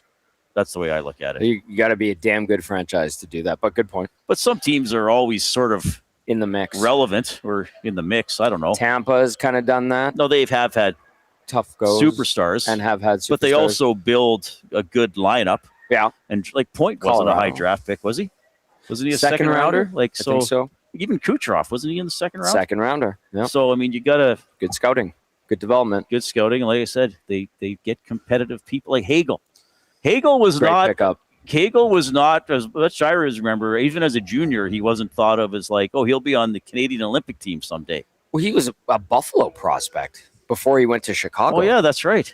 And he and Mooner knew him back in the day, right? Yeah, and I think he was like planning life after hockey, and he essentially got a shot with the Hawks, right? And turned it into a career where he's a star in the NHL and a very effective hockey player. So if you can dig up guys, if you could dig up a guy like that, that'd be phenomenal. But that's where your pro scouting comes in. That's where your development team and your amateur scouting comes in. And reading a lot of texts and reaction that we get at our station throughout the year. The fans, I don't think, have a ton of faith in the pro scouting. I know Jodes has a thing for Chris Chahaki, which is odd, obscure, and funny at the same time. Chris Chahaki's a great guy. Maybe you got to go and find more Szymanskis and dig guys up, dig up prospects. They need more hockey players, just pure hockey players. You know what you point out? Not specialists in one thing. Right. But you point out a thing that I think gets overlooked by some in the game of hockey is intellect. Yes. Constructive thought and critical thought. And is that guy smart? Is he a good player? Yep. Is he a smart guy? Maybe. Or yes. If he is, that's probably the guy you want to have. If he's a dumb but a great hockey player, sometimes that's not a good guy to bring in. Like Dickinson, I think, has had a successful career. Like, you listen to him talk, but then he also backs it up on the ice. Like, he understands his role. He understands what's happening on the ice. Like, he seems like he could coach. Yeah. Okay, I got to do this. Words of the day. All right. For the Edmonton Public Library, your free EPL library card can do more than you might expect, from books, movies, and video games to digital resources, creative spaces, and learning opportunities. There's something for everyone across Edmonton. Sign up online, epl.ca/signup, or visit any of EPL's 21 locations to get started today. The word of the day with Reid and Jay. Oh, I'm sorry. Did I break your concentration? What do they got to say? Say what again? Say what again? I dare you. Let's find out. English, do you speak it? Then you know what I'm saying. All right, we got to move quick here, Coop. All right, well, first word of the day, quackle. Quackle? Quackle. Well, I'll just go with what I think is the obvious spelling. Quackle. That is correct. Quackle, I will say a quackle is a subatomic particle. No, not even marginally correct there. Right, yeah. I'll go to the sentence here. The tight collar seemed to quackle him, making it hard to breathe. Oh, a constriction, something that constricts the neck. A constriction of the neck. Yeah, I'll give it to you. Choke, suffocate, or strangle. Okay. Is wow, a that's quackle. Now, did the Ducks quackle the Oilers? That works in a lot of ways. Like a tiramisu. All right, last one. All right. Defenestration. Defenestration. That's a big one. Defenestration. Correct. And is this the process of closing a window? Oh, you're very, very, very close. A fenêtre? The window is close. Now, I'll give you the sentence. Just give me a half point and tell me what it is? It is throwing somebody out of a window. Or throwing a person or object. Window. Yes, throwing a person. You could probably give me a quarter point maybe because I knew it involved the window. Pandering for points. Yeah. Yeah, sure. It's your show.